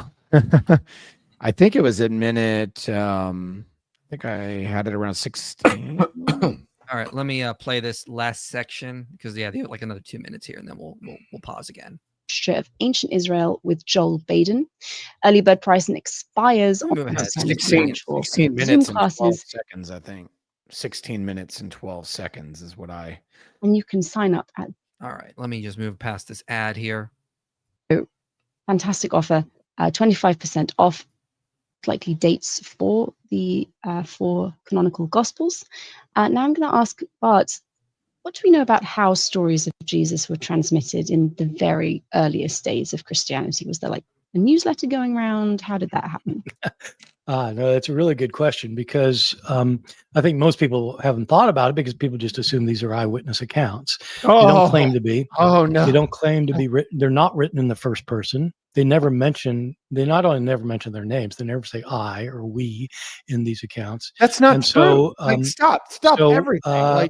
There are wait, you mean to tell me John does not say things like, he who bears witness is writing this account, and we know his testimony is true, and John 1, we beheld his glory. That's not true. You don't understand, Stephen. That argument was so powerful, it scared Erik away. Look, he ran. What happened to Erik? He ran. He was like, oh, crap, I don't know how to deal with it. He took off. I don't know what happened to Erik. I just saw it disappear, though. He is hiding. Erik, what? You're hiding, boy. You're hiding. And you know you can't come out and show your face. I don't know. It said like his device wasn't working, and then he's back. He's back. Okay, he's back. Okay. Oh, he's alive. Okay, we were worried about him. I was crying, guys. I was crying. Everything I've been working for isn't true anymore. He said they were witnesses. No, my son came and brought me a cough drop, and I'm too much of a boomer to know what to do to make sure he didn't appear on camera. Okay. So you just jumped off the tree. I didn't mean to. I thought it was just taking me off the thing, and it dropped me completely. The guy that doesn't even know how to press a button, you guys. That's what you gotta listen to about the gospel. Don't disturb Eric when he's streaming. Quick, turn the lights out. Turn the power off. I'm sorry, Eric. Okay. Anyway, Dr. You guys are was making saying- this really hard. Never mind. I'm done. Dr. Ehrman was saying, I think most people haven't thought about it because people just assume these are eyewitness accounts. They don't claim to be. They don't claim to be written. They're not written in first person. They not only never mention their names, they never say I or we in these accounts. And so there are very good reasons for thinking they were not written by eyewitnesses. That's what he said. This is terrible. It's just awful. And that to me was this whole kind of argument in the rest of this video is just like, well, we know they're not eyewitnesses because of oral tradition, and oral tradition isn't really reliable. And I wrote this book, Jesus Before the Gospels, and that's where all these come from, and they can't be from the witnesses. And it was just like, what? Like, I mean, first of all, you have like Luke basically saying we are traveling with Paul. That's throughout Acts. I know that's not throughout the Gospel of Luke, but that's because he says that he's using sources. And then John, like, constantly kind of was like, hey, he's kind of introducing himself and, hey, we saw this. This is what we saw. 1935, 2124, different places like that. And then there's just a plethora of evidence, of internal and external evidence, that these are written by eyewitnesses. And he's, for all his talk about oral tradition, they sure are putting a lot of details in things that don't look like they would be going back to oral tradition. There's all kinds of, like the mention that I talked about with Sergius Paulus and all of that different, stuff. And there's archaeological confirmation. We have a concrete slab with his name on it, and different things like that. And we have his scores and scores of these things. And so he's just like throwing out that whole argument because, I don't know, that's just what scholars agreed upon, and everything else is apologetics. And so Luke's therefore prologue is apologetics, guys. Yeah. Well, Stephen's got a lot of good stuff on this, but real quick, I mean, the stuff that Luke Vandewey, Jason Wilson have put out on onomastic congruence, showing that the ratio of names, they use control groups. They looked at Apocrypha Gospels, modern novels. They could not get the right naming, the ratio of names, but the Gospels got it with even better accuracy than Josephus did. And we did a video called The Shocking Truth about the names in the Gospels, or about biblical names, and pointed out, like, this is just profound evidence that these are eyewitness accounts. But then also, what do the early church fathers say? They're unanimous. They're unanimous that the four gospel authors are Matthew, Mark, Luke, and John. Okay. They disagree on where the gospels were written, the timeline they were written, who was present, but they agree on that one corroborating fact. Unanimously, it's Matthew, Mark, Luke, and John. That's a powerful case that these are the gospel authors, especially considering that Mark and Luke were not eyewitnesses of Jesus. Why would you make them up? So it just seems like we're getting all this data from like Northern Europe. So you have Irenaeus up in Lyons, you have Tertullian, you have Papias, you have the Muratorian fragment, you have Clement of Alexandria. They're all agreeing on this when they don't even need to. And so take it away, Stephen. Well, my point goes back to his statement is they don't use the personal pronouns of I or us or we. And then you go to John, it's like, well, most certainly does in chapter 1. He does it at the end of the gospel, as Eric was talking about. Luke does the same thing in his prologue. He's saying that he is received this information, what was learned among us. He's obviously saying that we learned it from those who heard him, the eyewitnesses. And so he does use first person pronouns. John uses first person pronouns. Many have undertaken to draw up an account of the things that have been fulfilled among us. Among us. Oh, there you go. Yeah. And then he goes on, but he's not done yet. He's not done yet. So he keeps going. And it seemed good to me, having followed these things closely some time, to write an account to you. And then he gives a name, Theophilus, but then he says that you may know the certainty of things that you have been taught. So he is speaking of the us. Look at verse 1 on the top there. Have been accomplished amongst us as well. Delivered them to us in verse 1. So yes, he does. I don't understand how you can say that they're not using the first person. He's giving a first person. John gives 2 of the 4 give the first person pronouns. Now, We have talked about this over and over again, guys, as it relates to the writers and why they did not include themselves, but they did in many, many ways. Like, for example, in Mark's gospel. Mark what? Any Mark. All right. So let's take some of these examples of what in 1925, Cuthbert Turner, and actually Bauckham points this out in his book, wrote this neglected article on what's called the plural to singular narrative device. So you're looking at pronouns here, right? So you're looking at pronouns. And chapter 1, verse 21, you see this insider's view constantly where the narrator brings this into play. So example, look, I got it on the screen. So they went to Capernaum, and immediately on the Sabbath, he was teaching. So it drops from they. So it almost leaves out everybody's like, what happened to everybody else? I mean, so they went to Capernaum, and then he was teaching. Same thing happens in chapter 5, verses 1 through 2. They came to the other side of the sea, right? And when he stepped out of the boat, I mean, what happened to the rest of them? They get stuck on the boat. So it's an insider's view that keeps happening here, because Turner argues that in these characteristics, Mark's narrative shows the story was told from a perspective of somebody on the inside, the 12. There's other places in chapter 11. Well, let me just interject. I want to explain this to the audience for people who don't understand. So think of it like this. So Peter is dictating, and then Mark is writing down. What Peter would say is, we did this, then Jesus did this. So Mark would change from we to they, and then he. So that's the way you would talk if you were an insider like Peter, who was dictating to Mark. We did this, and then Jesus got off the boat and did this, and we moved to this town, and then Jesus did that. And so that's this plural to singular is a common way people would talk when they were giving stories. And then as the writer Mark, he would be writing down they, he. So he's including that plural group aspect of it. If Mark was just writing fan fiction or fantasy, he would just be like he, or they. Like, it's this, when you have this plural to singular, it matches far more with someone telling a story from an insider perspective. We did this, Jesus did that. Mark then writing, they did this, Jesus did that. So hope that helps explain a little bit more about what's going on. Because when I first heard it, I was confused. It took me a while to get it. But it makes sense in relation with the church fathers say, because honestly, it's bad writing. It's not good writing to do that.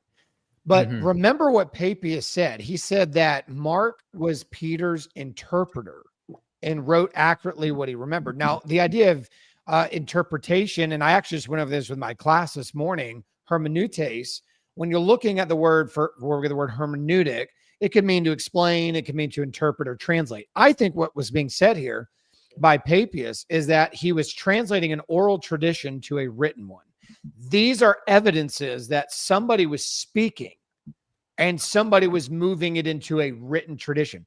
By the way, he's not the only one that said that. Irenaeus said Mark was the interpreter and follower of Peter. Tertullian said Mark was the interpreter of Peter. Clement of Alexandria said it. Origen said it. Jerome said it. They're all saying, the Anti-Marcionite Prologue said he himself was an interpreter of Peter. All these different attestations are saying that Mark did some sort of interpretative work for Peter. Here's an example where Peter was probably saying it, and here's Mark translating or interpreting it into a written tradition. Now, by the way, it's not good writing. It's bad writing. And there's examples of this where it seems like Peter is, if this is true, like somebody's telling a story and it's a really long story and they're not stopping in between. Because even in our Greek text, there's long sections of Mark where it just goes he, him, he, his, he, him. And your English translations really compensate for this. They put Jesus in there a bunch so you don't forget.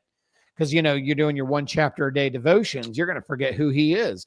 So it inserts that. But if you look at the Greek text, it's not that way. It could be that was a long, elongated sermon of Peter where Mark's just like going and going and going and going and going and going. Yeah. It's easy to see in other places. I mean, there's more examples here too. I mean, it's easy to see in places like chapter 11, 12.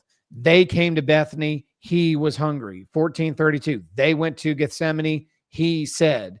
Over and over and over again, you see this plural to singular narrative device, which is evidence to the fact that the church fathers have told us This was a oral sermon in Rome that Mark put to writing. These are good examples of what that would look like in transmission.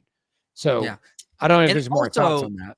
this pushes against the idea that we get sometimes from Ehrman that these were just so complicated gospels. No fishermen from Galilee could have written these things. And I'm like kind of going like, what are you talking about? This is not Suetonius. This is not Tacitus. These are popular level biographies that clearly have scribes that were involved. This makes perfect sense with the hypothesis this is coming from people that were not super elites that were well trained in the best, schools of the day. These are popular level biographies. They're not as sophisticated as Plutarch or Suetonius, but they still get the job done. And Mark's Greek helps supports that, as Stephen was pointing out. Yeah, and to build on that, Papias even said that Mark wasn't written in a particular order. Actually, was going through with my class this last week, showing places where even the timelines of Mark seem off, and when things happen. But Papias is saying that because it was a sermon that was put really to written form, when you're teaching orally, your timelines are not as important to say like Luke, who says, I have written to you an orderly account. Okay, well, now we can talk about the necessity of order. If you're just preaching sermons, your timelines are not as important as the content itself. And we see that in there as well. It's interesting enough that even Clement of Alexandria that Ehrman mentions, when he speaks about Mark, he says that Peter was really not like promoting this idea of doing the gospel, but he also wasn't against it. So he states that he was pretty neutral. Like, it's not like Peter's like, yeah, let's get a gospel, guys. Let's do it. Remember what he said about John and Matthew as well, that they had to do this out of necessity, not out of desire, because they knew their lives were in jeopardy and oral tradition dies with the person. The churches were the ones pushing these things to be written because they knew that these men's lives were in jeopardy and their legends and stories were going to die with them. We got to get this on paper at any cost. That's what we got to do. Mark, hey, you can write. Put down what Peter's saying. Let's get a sermon put to writing so we have this to keep with us forever. I mean, that's what's going on. It's not like they were like all about this. Yeah. Real quick, before we get to super chats, Stephen, have you ever seen the highlight clip of Bart Ehrman being interviewed by Muhammad Ajab? It's been a long time where is that where the question came in about where he was promoting that he would be on his side and it actually backfired on him? On his view. Yeah. I watched this clip last week for the first time. It was Apostate Prophet has like a good like highlight reel of everything that happened. Just Bart Ehrman roasts Islam. It's amazing. Well, it backfired. Yeah. I remember that. Yeah. Play it. Did it ever? It did it ever. Does it mean play unreliable? Muslims believe in Jesus Christ. There's a lot of interest, I think, from the Muslim community, and many Muslims feel that your conclusions, your historical conclusions of who Jesus Christ is more commensurate with the Muslim idea than it is with the Christian one. I wouldn't say that they line up well with the Muslim view. I really do think Jesus was crucified and that he really was dead and buried. I'm not interested in whether Jesus was the Son of God because I don't think there was a God. And so my understanding is that your conclusion is that Jesus Christ was a messianic prophet. I think he thought that he was a son of God in the sense that he was specially chosen by God. I think Jesus really did think he was going to be the Messiah, the future king of Israel. I mean, that is, after all, why they crucified him. I think that that's historically right. I think that all of these gospel authors, I think all of them think that in some sense, Jesus is God. If you think that the Bible cannot have any mistakes in it, if you're shown a mistake, then you just refuse to admit it's a mistake. You think either it can be reconciled in some way or that there's something we just don't understand about it, or we have and in the Quran it's mentioned if this book was from other than God, they would have found in it many contradictions. If a book is without contradictions, that has no bearing on whether it comes from God or not. Yeah. I've had phone books that are inerrant. I certainly don't think God made. So, no, that is my view. It's a necessary condition for a book from God not to have contradictions. That's an assumption about what kind of book God could write. I know this is an important argument that apologists use for Islam. As somebody who is not either Christian or Muslim, it doesn't make sense to me for humans to say what God has to do. If God wants to make a revelation, it has to be this, or that. You're talking about somebody who's beyond your imagination. There has to be something within Revelation which distinguishes it from human speech, so as to act as an evidence. Yes, I know that's your argument. I'm saying, who says it has to be? You are. If it's not, then anyone can claim prophecy or prophethood, right? Well, the Christians say that's what the Christians say all Muslims are doing. They're just claiming things for themselves. No, in the past, prophets came with kind of visual miracles. The final prophet, who's we believe Prophet Muhammad, he came with something that can be analyzable in our time. Look at Bart's face. It's analyzable in a sense that you can distinguish it from human speech, and so this would be the argument that he's not buying it, man. Yeah, no, I know, and I don't buy it. Suppose he did not call himself God. That would not mean he's not God. I don't call myself a pain in the neck, but doesn't mean I'm not a pain in the neck. No, maybe. Yeah, that was amazing. I love that. Oh man, Ehrman's laugh, dude. See, we're all fans of Ehrman. I mean, he did all of our dirty work for us. We didn't even have to do anything. He made that so, yeah, he made it a lot easier for us from now on. Yeah. So, all right, let's get to the super chats that I keep putting off. Onshore says, just bought some books you recommended. God bless. Excellent. That's good to hear. Be sure to read them. Be sure to read them. Why didn't Acts write about the temple if it was written after? We literally argued that Acts wasn't written after the destruction of the temple. We argued Acts was completed around 62. So, yeah. Maybe that was an older super chat when we were in the middle of discussing it. Yeah. He could be asking the question like rhetorically. Yeah, I was about to say. Yeah. Good point. Yeah, you're right. Yeah, it may have been rhetorical. So, what do you think about the date of Revelation, the persecution and economic state of the seven churches? More so matches pre-70 instead of the 90s. Okay. I will say before Stephen jumps in, Kenneth Gentry did make a pretty interesting case for that, but it's been a while since I looked at that. So here's the problem. We have all the early commentaries, Irenaeus and others who give us a timeline. And I have seen the pretzel exegesis done on Irenaeus to try to make him not say that it was during the time of Domitian. Even Eusebius interprets what's going on at the time when Clement of Alexandria quotes or alludes to this idea of when he received the vision on the Isle of Patmos, that the person that he was referring to was Domitian. So there's so much. There is no one, I mean no one in the church father realm that places the book of Revelation any earlier than Domitian. None. There isn't a single attestation. This is where I talked about transparency, and we have to be honest with the data as Christians. That is not true anyway. Domitian did have a persecution.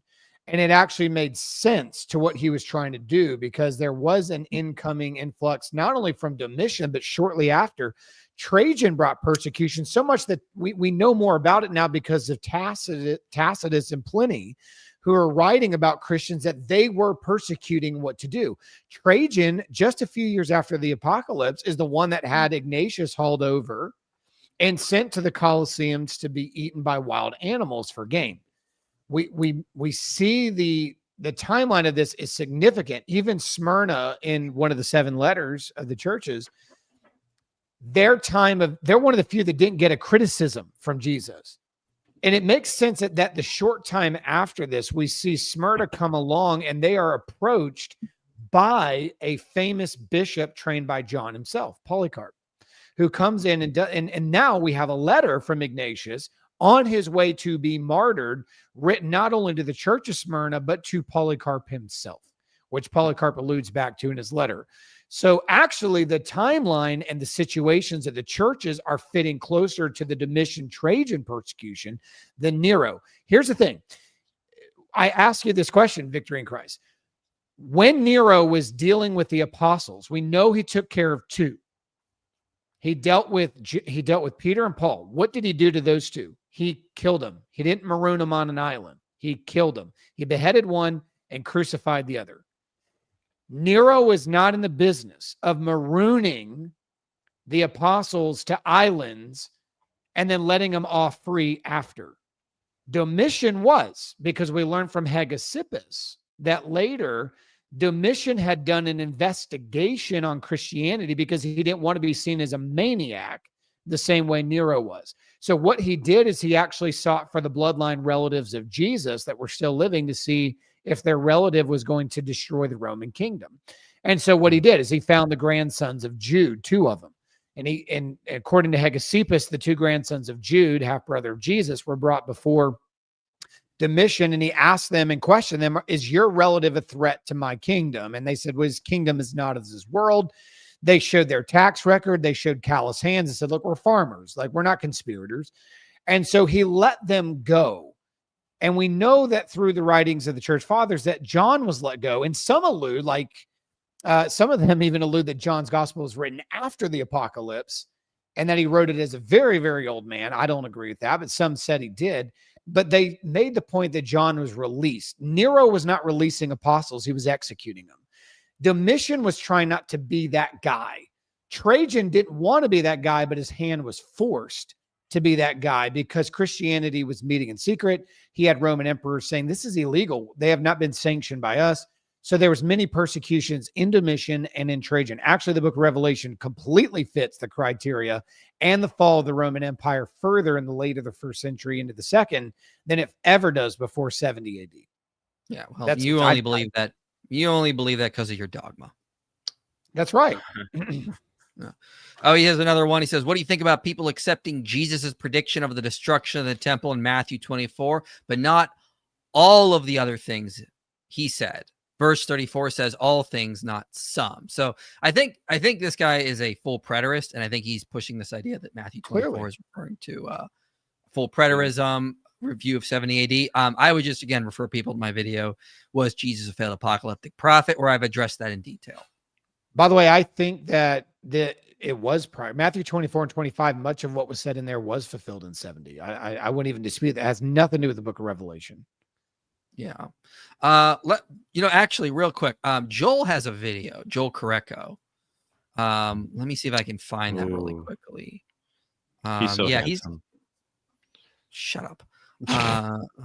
Yeah, here it is. Okay, so if you go, I have his channel, so let me just go. You go to Joel Correco's channel. See, he's a real scholar. He has a video down here. Did Jesus' prophecy fail? It's not a contradiction or a failure. And watch this video, A Victory in Christ, because he has a different take on it than I do, and I think it's very interesting. So that's what I would say. Kenton Park says New Testament uses third person. Critics, see, anonymous. New Testament uses first person. Critics, they're trying too hard to be authentic. Yeah, probably would. That would hit it on the head.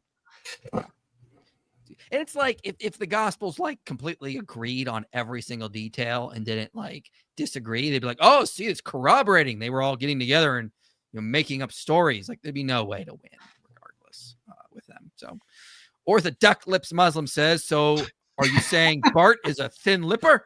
That's true. He's a thin lipper. He is ducking. He is running from us. There's foul play. Dan, what are you doing? Oh, man. I'm doing duck lips. Wait, hold up. Now He's keeping it. Still a layout. There we go. So, you guys got your screenshot. I hope so. Matt, is this Matt that works? It looks like Matt. No, that's Matt from Wii Sports. He's the guy that. No, but it also looks like our Matt. How do we know disciples didn't die for something as false? What if their motive was to be remembered in history? Well, that's pretty. Yeah, I'll let you go ahead. The easy response to that is like at that time they had maybe a couple thousand followers, and they like, who was going to remember them in their view? If they were making stuff up and they were just trying to be remembered by history, there was no guarantee that was going to happen. They had a small following that really, I mean, by the time of Constantine, 10% of the empire was Christian. That took 300 years just to get to that. And in the 1st century, I mean, Rodney Stark estimates, I think, just a couple thousand followers across the entire Roman Empire. And they're going to die to get like remembered in history when most of their followers would have been like poor people. Like, this is not don't think that works at all. So no, I think that just fails. There's better ways to be remembered in history than make up something that you anticipate will get you persecution and pain and no earthly rewards. Right. Right. What But else? people will remember me. Yes. Anything you want to promote on your channel, Stephen? What do you have coming up? Well, oddly enough, we've been doing a lot of apocalyptic videos. One of my board members and I have been doing a series on earth as it is in heaven, talking about the liturgy and how it is connected in the book of Revelation. So we've done, I think, 5. I think we're on 5. We just released 5. And then we're going to be doing another one, 6 and 7. Yeah, so we got 2 more to go and then we'll be done. So we've been doing kind of a short series on there. I've also been hammering a lot of the current events that have been going on in some of the Anglican churches and stuff. So just things like that. That's the only thing. So go check that out on my podcast, Facts. You can find it on any of the podcast platforms or YouTube. It's linked below in the video description. Sweet. If anyone wants to see that. Eric, what do you have coming up on your channel? I'm gonna probably either Saturday or some evening this week. I'll be doing a big act stream, kind of a cheeky title. But anyway, but no, I'll be talking about the case for the historical reliability of Acts. I'll go through some of Bart Ehrman's objections regarding contradictions between Acts and Paul's letters, internal contradictions within Acts, supposed historical errors, and then I'm just going to lay out a case that from internal evidence, external evidence, that Acts is thoroughly historical and from an eyewitness, and that destroys the whole claim that Paul is like a fake apostle and he's just Acts is just Christian propaganda to paper over some kind of split between Jesus's actual teachings and what his original followers taught, and Paul hijacking Christianity. So, but Eric, if it's historical, then why doesn't Acts confirm what Surah 61:14 says, where Jesus, son of Mary, asked the disciples, who will stand up with me for Allah? The disciples said, we will stand up for Allah. Then the group of children of Israel believed while others disbelieved, and we supported the believers against their enemies. So obviously, who should have prevailed, starting with the Christians in the first century? Should have been the Muslims, the ones that believe the same thing as what Muhammad preached. And why is that not in the book of Acts? Because the Quran says that Allah supported them. Obviously, you didn't think of that, did you? You actually just stole my conclusion in my very last slide. Thanks a lot, Michael. It's like it does conclude with, also Islam is false. Yes, with that very verse. Yeah. I love using that. I've used that verse and Surah 355 to create the second Islamic dilemma, because either the earliest followers of Jesus were Muslims or not. If they were Muslims, Islam is false. If they were not Muslims, Islam is false. So, well, my favorite argument along that line too is name me one follower, one between 33 AD and 600 AD that actually qualifies as a true follower of Allah, who follows the prophet Jesus, but believes that he wasn't crucified and that he wasn't the Son of God. And the best they could do is go, Ebionites, and me and Michael both talk about why that's completely retarded. So, wait, did they actually say the Ebionites? Yes, they do, with a straight face. So they will, and they'll lie. I've heard Muhammad Ajab say the Ebionites didn't believe in the crucifixion. Yeah, which is completely false. Yeah. Welcome to Dawa. Okay, well, here's the thing. I thought being a Muslim meant just following God. Yeah. They've having a beard. I've been told in some Dawa arguments, because they'll say Jesus is a Muslim. You see, powerful Dawa. Yes, Jesus. Yeah, we just did that in Times Square. Adam Sella came up to us and was like, I can prove to you Jesus was a Muslim. He prayed with his face down. He had a beard. He didn't eat pork, and he didn't celebrate Christmas. Therefore, he's a Muslim. Did he threaten to fight anybody this time? No, when we outsmarted him, he said, I'm new to this. I don't know what I'm doing. It's great. Man. It was great. Yeah. I should see if he can do a formal debate with me. I doubt he will. But speaking of remembered in history, it seems you guys remembered me now. LOL. I am the Matt. Good to know, Matt. I'm glad you are the Matt. John doesn't mention the destruction of the temple in Revelation. In fact, Jerusalem is to be judged. They are Babylon, the city where our Lord was crucified. Well, I would just say he's not doing history. He's doing prophecy and visions, and all of it's crazy and loopy and probably similar to an acid. And actually, I would argue the opposite, because he only mentions the temple in a couple of circumstances. One in chapter 11, and it's a temple that's in a heavenly temple that has the Ark of the Covenant in it, which had disappeared during the time of Jeremiah. Just read the writings there. So there's a problem there. And then he mentions the lack of a temple in the New Jerusalem, and it doesn't need a temple, for Almighty God and the Lamb were its temple. So actually, the only temple he knows of is the one that he has to go into heavenly vision to see, and it's a completed temple with all of its glory and the Ark of the Covenant. And then the other one that he sees, he says the city of Jerusalem doesn't have a temple and doesn't need one, because Christ is his temple. He actually makes the temple completely irrelevant, which makes more sense that he would try to comfort people who are still locked in on the temple, saying, let the temple go. Christ was the temple.